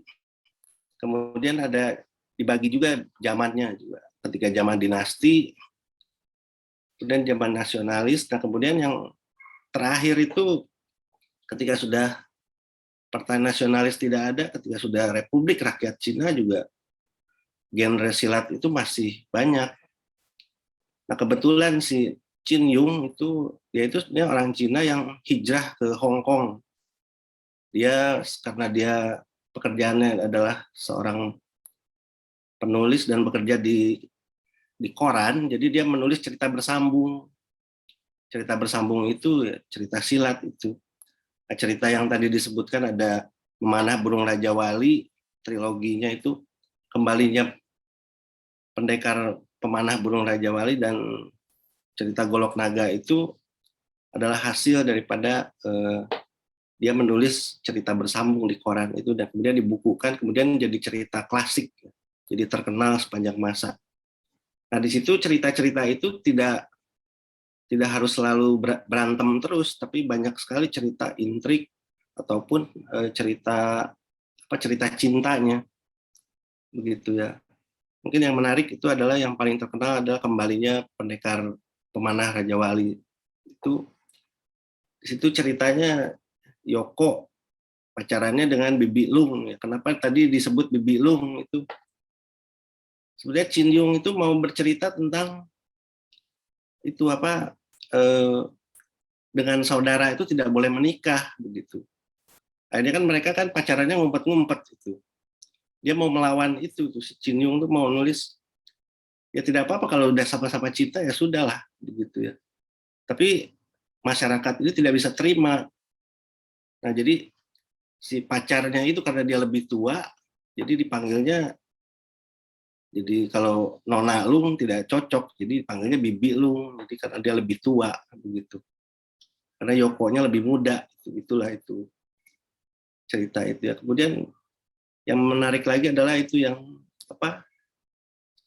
Barangkali filmnya apa tuh Pai Hua Moni Chuan, itu legenda pengantin berambut putih ya. Itu juga tidak selalu cerita silat, tapi juga cerita cinta itu tentang kesetiaan.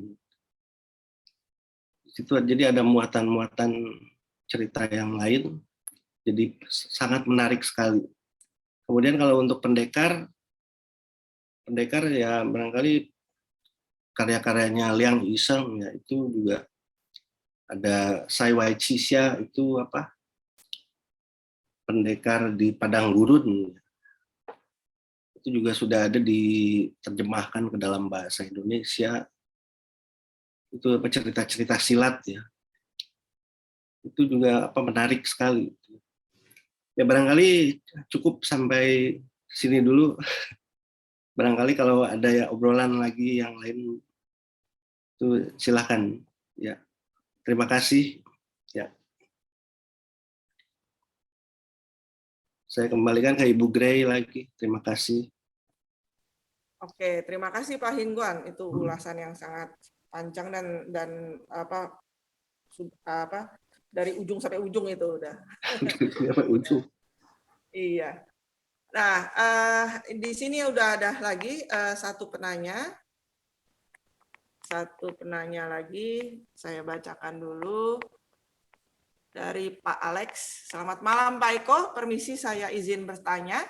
Film-film wuxia era 80-an dan 90-an itu sangat menarik dan berkesan hingga saat ini. Walaupun tanpa special effect yang berlebihan. Kerjanya makan saya rasa sangat-sangat keras lah ya untuk kelihatan real. Jadi menurut pendapat Pak Eko, apakah sebaiknya film atau seri wuxia seharusnya dibuat dengan mementingkan kedalaman karakter para tokohnya serta mengurangi penggunaan special effect? Nah, pertanyaan keduanya, lalu Pak Eko sendiri bagaimana? Lebih menyukai film wuxia yang seperti apa? Atau mungkin kalau saya tambahin gitu ya, prediksinya nih ke depannya wuxia itu kayak apa ya kira-kira kalau menurut analisisnya Pak Eko? Terima kasih. Baik, terima kasih sekali pertanyaannya dari Saudara Alex Cheng ya. Tapi sebelum untuk jawab pertanyaan ini, maaf ini ada satu pertanyaan dari Pak Chong yang terlewat ini loh. Persoalan perguruan baik dan buruk, apakah dipengaruhi filosofinya mereka bahwa tidak ada kebaikan mutlak maupun kejahatan yang mutlak? Ada ini sebelum ini ada pertanyaan yang seperti ini nih di atas. Saya coba bahas secara singkat aja ya. Ya mungkin bisa saja. Mungkin saja karena di ajarannya secara tradisi, kalau di Tiongkok itu kan mau Tao atau mau Buddha sekalipun, ajaran-ajaran pokok, agama-agama pokok dari mereka, kepercayaan-kepercayaan pokok, segala sesuatu itu lebih terabstraksi, tidak ajak gitu, tidak berbasis pada kriteria-kriteria. Pak Cok kan sadar benar lah, kalau misalkan urusan filsafat Barat, itu kan serba kriteria lah, seperti Hegel lah, Kant lah, ya Descartes lah, segala sesuatu harus dibagi kanan dan kiri, atas dan bawah, baik dan jahat dan lain sebagainya. Kalau di Timur kan tidak seperti itu, setahu saya loh. Tapi saya jelas kalau misalkan urusan filosofi, Timur saya tidak ada apa-apanya dibandingin Pak Chong. Itu pendapat pribadi saya loh. Nah ini kembali lagi ke pertanyaan dan komentar dari Saudara Alex Cheng ya, bahwa tahun 80-an, 90-an itu menarik tanpa special effect. Tapi sekarang kan jadi banyak special effect-nya gitu. Kalau misalkan di film-film wuxia atau film-film persilatan zaman sekarang yang udah canggih-canggih. Kalau saya sebenarnya begini, termasuk pertanyaan tadi dari Bu Gracia ya.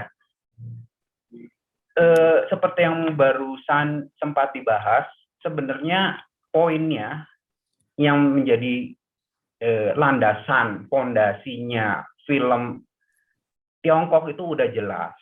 Kemampuannya untuk menampilkan kebudayaannya, menampilkan kondisi realistisnya, itu udah jadi modal yang tak tergantikan oleh film Hollywood, film Italia, Prancis, dan manapun juga. Tiongkok dengan akar budayanya, Tiongkok yang asal cara penulisan logos kanji itu dari Tiongkok sendiri itu udah menjadikan satu bukti bahwa Tiongkok itu menarik dari yaitu cara bertuturnya, bahwa ilmu itu bukan menjadi senjata, tapi ilmu itu bukan sebagai objek seperti kita memegang pistol atau kita memegang senjata membunuh. Si ilmu apa misalkan tapak naga lah, atau ilmu yang diajarkan oleh si pendekar kondor lah, ilmu itu menjadi suatu apa ya, suatu wacana.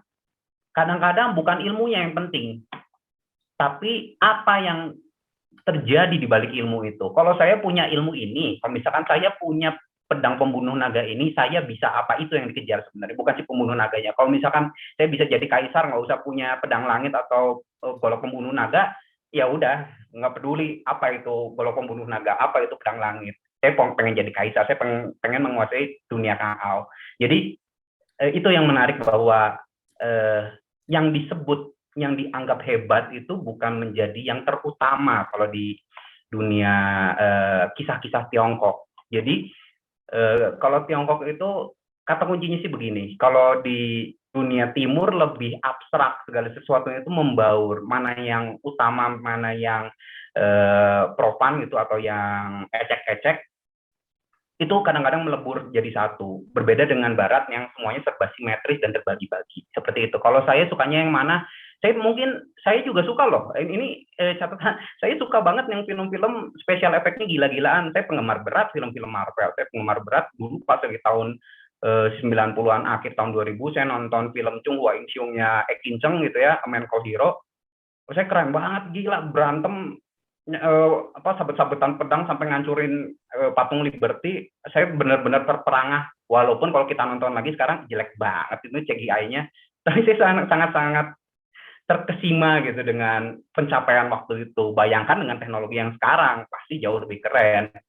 Tapi jangan dijadikan kehebatan, kemampuan untuk membuat teknologi yang luar biasa seperti itu jadi nilai jual utama, tapi sebagai suplemen saja. Itu yang penting bagi saya ya. Begitu. Dan masa depan untuk film Wuxia sendiri, apakah nantinya bisa menjadi lebih baik, apakah ada perubahan, saya nggak tahu. Ya kita lihat saja. Saya nggak bisa memprediksi lah. Mungkin tukang kuamiah bisa, saya nggak tahu. Bercanda ya. Terus udah begitu, ada pertanyaan lagi ya? Oh ya, Pak Eko, mungkin kita harus mulai dari sudut bahasa dulu ya, pengertian ya. Saya jadi motong moderator nih, sorry, maaf. Ya, ya. Mungkin harus lihat dari konteks kata xia atau pendekar itu sendiri sih. Karena kalau kita lihat film-film Bruce Lee juga mengandung unsur kependekaran gitu. Kita lihat The Way of the Dragon, Enter of the Dragon sih udah agak berbeda ya, tapi The Way of the Dragon itu lebih ke arah istilahnya ada penindasan dan ada orang yang memiliki keberanian melawan penindasan itu. Mungkin seperti Fist of Fury gitu. Mungkin inti dari tema usia secara garis besar seperti itu. Jadi kita bisa lihat juga mungkin dalam film-film koboi ya, zaman dulu gitu. Jadi intinya di situ, tapi kalau mereka itu lebih ke arah basis pemikirannya, sejarah mereka gitu, bahwa kata xia itu sendiri atau kita sebut syakha ataupun kita sebut dalam artian ronin atau samurai atau apapun itu sudah ada pada kurang lebih ya pada kurun masa ya seperti 500-an tahun sebelum Masehi gitu. Itu sudah ada gitu konsepnya. Kemudian Motsu juga kan salah satunya juga boleh dibilang penggagas gitu, menghentikan kekerasan, karena konteks kata ataupun martial arts ini itu artinya kan menghentikan kekerasan secara garis besarnya. Jadi mungkin yang membuat persamaan itu adalah konsep melawan kejahatan, melawan kebatilan, dan mereka semua itu dalam tanda kutip harus memiliki ilmu gitu. Ilmunya apa ya? Ilmu bela diri gitu. Entah mau lebay mau enggaknya ya, itu terserah pengarang ya. Kalau menurut saya kita mungkin ada benang merahnya gitu antara film-film action barat dengan film-film Usia itu adalah dalam sudut melawan kejahatan. Kalau mungkin kalau koboi dengan pistol gitu ya kan. Itu Pak mungkin saya baru kepikiran dan yang disebut Tianxia ataupun kolong langit itu seingat saya zaman dahulu itu mencakup adalah wilayah Tiongkok itu sendiri. Itu mungkin tambahan dari saya Pak. Terima kasih. Terima kasih sekali loh, itu Pak Cong untuk tambahan-tambahannya ya. Ada lagi untuk Ada pertanyaan? nih dari Ibu Lingling ya, Pak Eko. Mau bertanya Pak Eko, sekarang kan sedang tren nih di drama Cina, yaitu adalah Xianxia, yang bukan tentang konflik perguruan silat lagi, tapi sudah perguruan dewa, baik berdasarkan kultivasi Tao atau ilmu lainnya. Kemudian setting tahunnya itu luar biasa, rentang ribuan tahun. Jadi romansnya itu antara dewa A dengan muridnya, atau dewi lain yang jarak umurnya jauh-jauh, terus termasuk konflik-konfliknya yang terentang ribuan tahun, terus kemudian ada yang lahir kembali berulang-ulang gitu kan, cerita reinkarnasi. Nah, menurut pendapat Pak Eko soal cerita Xianxia ini, apakah dapat diterima luas termasuk menembus Hollywood? Terima kasih. Baik, terima kasih pertanyaannya dan pendapatnya Bu Chandra Lingling. Oh tentu, itu tentu Xianxia yang cerita-cerita dewa-dewaan, bukankah contohnya dari cerita perjalanan ke barat gitu, Sun Gokong itu sudah diadaptasi, diubah-ubah dari ceritanya dari cuma zaman dulu, ada yang zaman sekarang, ada zaman fantasi, bahkan sampai urusan alien-alienan seperti film Dragon Ball begitu. Xianxia itu berpotensi juga, bagus-bagus juga, karena pada dasarnya Xianxia itu perbandingannya kalau saya boleh bandingkan, itu sama seperti cerita-cerita dewa-dewa Yunani, Zeus, lalu Ares, Hercules, yaitu kalau misalkan dari mitologi-mitologi Nordik, ya Thor, Odin, Loki, Sith, dan lain sebagainya. Itu yang namanya mitologi selalu seksi lah untuk diulang atau diinterpretasikan ulang, diadaptasi dengan berbagai macam cerita dan latar belakang. Menurut saya seperti itu. Ya, begitu, Bu Gracia. Oke, terima kasih Pak Eko. Ada lagi ya? Kayaknya habis ini ada nih yang bertanya nih.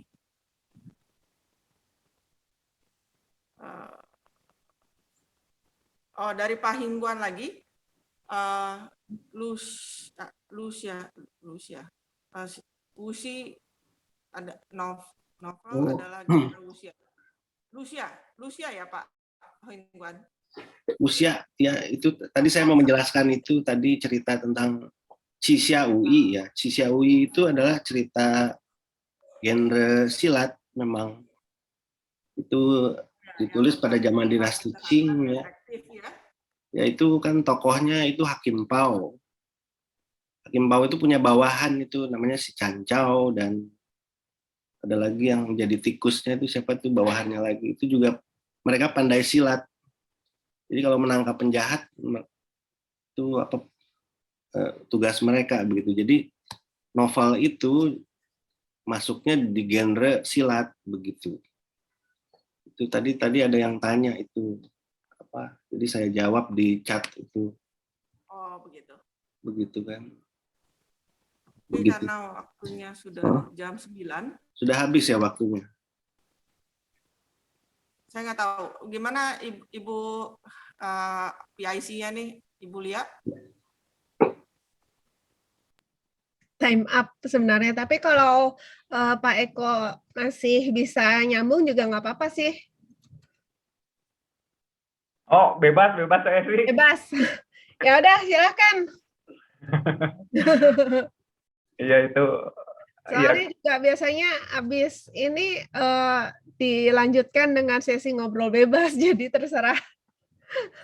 Sebenarnya itu yang paling saya tertarik saat ini itu adalah karena saya sudah mulai terimbas dengan K-drama Korea gitu. Yang mereka itu kan saling meniru. Kalau mungkin 10 tahun yang lalu, 20 tahun yang lalu Wuxia itu serangan besarnya, saingan terbesarnya adalah dari Jepang. Maka sekarang ini kemudian datangnya dari Korea. Dan bahkan saling mengadaptasi di beberapa tempat gitu kan, di beberapa cerita itu kemudian walaupun masing-masing kayaknya punya penggemar masing-masing, penggemar sendiri, tapi flavornya itu kemudian Korea itu sekarang rata-rata ya, kalau di sini saya rasa semuanya bilangnya wuxia sih, tapi kalau di luar sana ibu-ibu itu lebih banyak menontonnya ya yang Korea gitu kan, tapi bukan yang modern, termasuk saya.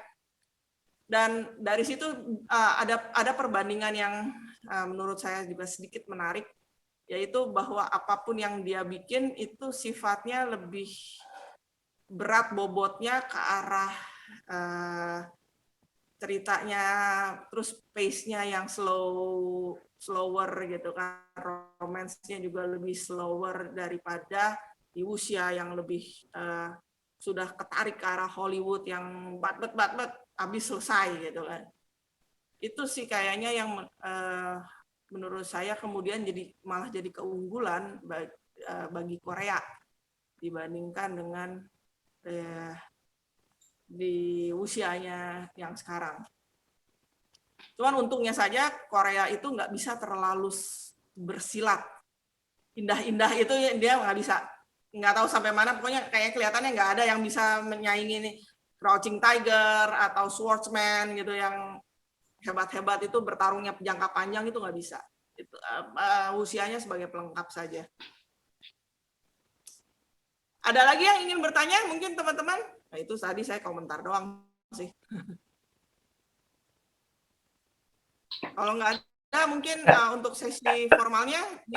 Satu lagi itu. Oh, satu lagi. Dari Robi. Dari Pak Robi. Oke, ada. Dari Pak Robi, selamat malam Mas Eko. Mungkin hari ini agak jauh dari tema. Bagaimana dengan komik-komik seperti Sri Asih, Gundala? Apakah gambaran laganya itu ada pengaruh dari wuxia atau ya dari cerita-cerita novel atau dari cerita silat gitu kan? Kalau menyambung dengan film, bagaimana film-film laga Indonesia di Indonesia tahun 80-an? Saya rasa juga ada pengaruh dari wuxia. Dan yang terbaru mungkin seperti Dendam Rindu Harus Dibayar Tuntas. Silakan Pak Eko. Iya, terima kasih pertanyaannya Robi. Jadi tentu di Indonesia itu, ya ini kita cerita sedikit soal sejarah ya. Tahun 80-an itu di Indonesia untuk film, kita menjamur yang namanya Betamax sama VHS rental video gitu. Itu jadi kita nonton video pakai Betamax ya, alat pemutar video itu. Dan itu orang nonton serial-serial silat, Shaw Brother gitu ya tahun 80-an, 70-an akhir juga kayaknya udah ada ya. Itu sangat-sangat menjamur sehingga filmmaker di Indonesia yang urusan laga sedikit banyak terpengaruh dari kisah-kisah wuxia dalam arti usia luas nih, yang mungkin kita kan dari sejak awal webinar ini saya agak berhati-hati bahwa ini kita harus memageri atau memetakan di mana sih istilah wuxia. Saya sendiri perlu untuk ya kayak pendapatnya dari Pak Chong atau Pak Higuan ngasih wuxia itu harusnya begini loh, akar budayanya begini. Nah itu jadi panjang gitu. Jadi kita ngelihat kalau wuxianya tahun 80-an, Shaw Brother kan banyak terkenalnya juga film-film yang kungfu yang rambutnya udah nggak dikuncir gitu loh. Itu pengaruh banget menurut saya sih. Kelihatan kok dari kita bandingin aja sama film-film kungfu zaman itu. Begitu, semoga membantu. Atau semoga puas. Nah, Ibu Eca menembeng pertanyaan dari Pak Robi nih. Gimana dengan film laga kolosal seperti Pendekar Tongkat Emas? Itu mudah-mudahan nggak salah ingat. Penata aksinya itu dari Tiongkok. Oke, ya Pendekar Tongkat Emasnya ini ya, saya nggak tahu, saya bahkan baru tahu kalau itu penata aksinya dari Tiongkok. Cuma Pendekar Tongkat Emas begini loh. Qiu Luxiang sama Lu Xiufeng karyanya Kulong ya, itu tidak serta-merta kalau berantem membunuh lawannya. Tapi rata-rata film-film wuxia itu kalau berantem ya totalitas. Di Pendekar Tongkat Emas itu lucu. Mereka ngambil seolah-olah si tongkat emasnya itu kayak pedang langit atau golok pembunuh naga. Pentingnya seperti itu, dan orang yang megang itu orang yang menguasai dunia persilatan di Indonesia. Dan ceritanya menurut saya yaitu problem yang sama ketika film Tiongkok berusaha untuk pengen bikin sci-fi atau film Hollywood mau bikin film wuxia gitu. Mereka cuma pakai bajunya saja, misalkan Tiongkok pakai bajunya sci-fi dengan kehebatan CGI atau teknologi, atau film Hollywood yang pakai istilah-istilah atau ornamentalnya dunia wuxia, tapi gaya berceritanya tetap Hollywood. Si film Tiongkok untuk bikin sci-fi-nya itu jadi berlebih-lebihan seperti itu sih. Menurut saya sedikit, kalau saya agak menyesalkannya Pendekar Tongkat Emas seperti itu, tapi upayanya untuk mengangkat salah satu genre yang jarang diangkat jadi film itu oke. Pendekar Tongkat Emas. Ya. Oh, untuk Gundala dan Sri Asih. Apa ya? Oh, Pak Andi Wijaya ingin menambahkan. Oke, Pak Andi.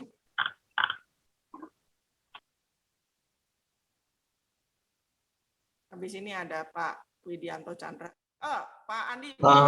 Ya, selamat malam ya teman-teman semua. Ya, kebetulan saya kan ada di Bumi Langit. Kami yang memproduksi film Gundala, dan Sri Asih juga sudah selesai syuting. Kemudian juga Virgo. Mereka itu jadi dari komik-komik. Kalau kita tahu Sri Asih itu tahun 54, Gundala tahun 69, dan Gundala sudah pernah difilmkan tahun sekitar 82. Sri Asih malah yang lebih hebat, difilmkan tahun 54.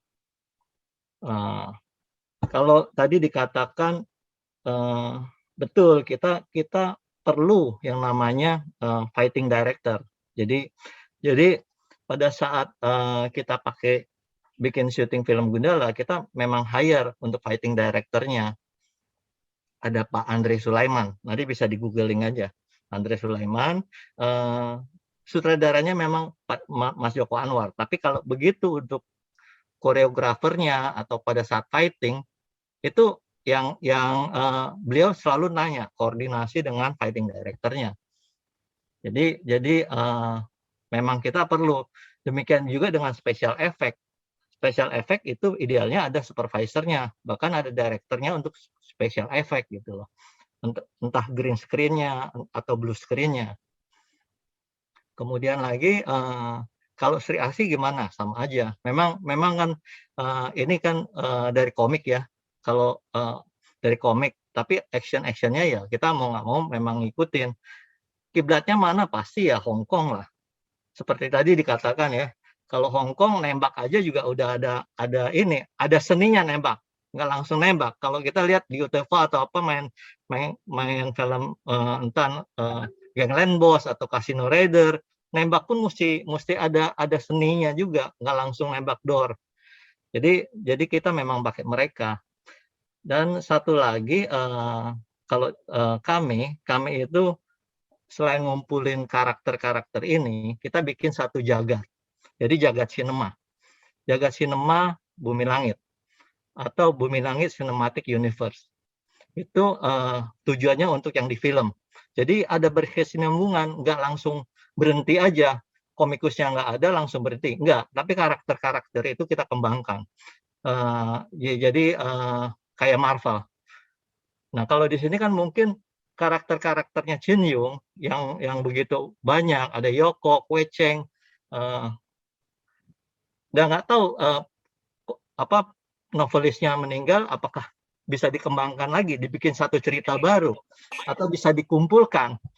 Kalau di Bumi Langit kita ada ke depannya gitu loh. Pak Kosasi sudah nggak ada, Pak Ganes TH dengan si Butanya juga sudah nggak ada. Kita gabungkan, nanti kita bikin satu cerita baru supaya berkesinambungan, nggak berhenti sampai situ aja. Itu bedanya ya kalau dengan Wuxia ini. Kalau Wuxia ini kan kayaknya penceritanya meninggal ya udah stop gitu loh. Karakter-karakter itu bagus, nggak dibikin kelanjutannya. Padahal kan mungkin aja Yoko dibuat gitu loh. Sambungannya gimana? Ya Tolyong tuh juga dibuat. Kan kita tahu juga banyak yang sambungannya ya, sadurannya tapi bikinan cerita sendiri buat nyambung gitu. 5 datuk persilatan kan itu katanya bukan Jinyo. Sama aja mereka coba membuat sesuatu yang baru dari karakter-karakter yang sudah ada. Yang di Bumi Langit lakukan ya seperti itu. Kita bikin cerita-cerita baru dari karakter-karakter yang pernah populer. Dan si Buta juga rencananya dalam waktu 1-2 tahun ke depan kita akan syuting.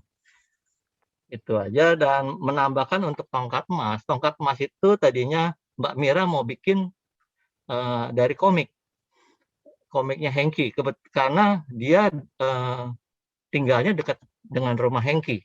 Hengki adalah komikus ya. Dia juga banyak bikin cerita-cerita silat. Memang ada yang cerita-cerita itu juga dari cerita-cerita Cina daratan maupun dari Kopingho diambil. Karena kan komikus itu biasanya kan jagonya gambar. Kalau bikin komik ya mesti bikin cerita dan gambar. Kadang keteteran komikus itu kalau nggak punya basis cerita. Padahal dari semua baik film, novel maupun komik itu dasarnya adalah cerita. Kalau ceritanya nggak bagus, gambarnya bagus atau filmnya penuh dengan action gimana juga nggak bagus hasilnya. Menurut saya fondasinya itu ya cerita dulu, cerita dikuatin bagus. Makanya nggak heran cerita-cerita Chin Yung itu sampai sekarang juga difilmin terus karena memang ceritanya bagus. Itu aja sih. Terima kasih Pak Andi. Sama-sama. Itu memang benar-benar soal cerita dan penggambaran itu memang problem abadi itu Pak, dari prodi desain ya Pak ya di DKV itu ya itu kita banyak orang yang bisa menggambar ilustrasi bagus-bagus, tapi mahasiswa saya aja begitu ngomongin ceritanya itu entah itu bertele-tele atau langsung shortcut atau apa ya, memang karena bukan anak sastra gitu kan, jadi gambarnya bagus ceritanya konyol.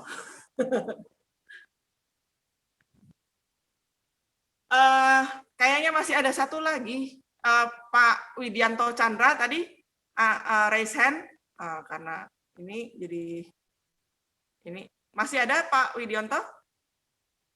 Oke, paling berarti kalau tidak ada yang bertanya lagi, saya sudahi sesi formal di sini sebagai moderator. Saya kembalikan kepada Ibu Lia. Terima kasih.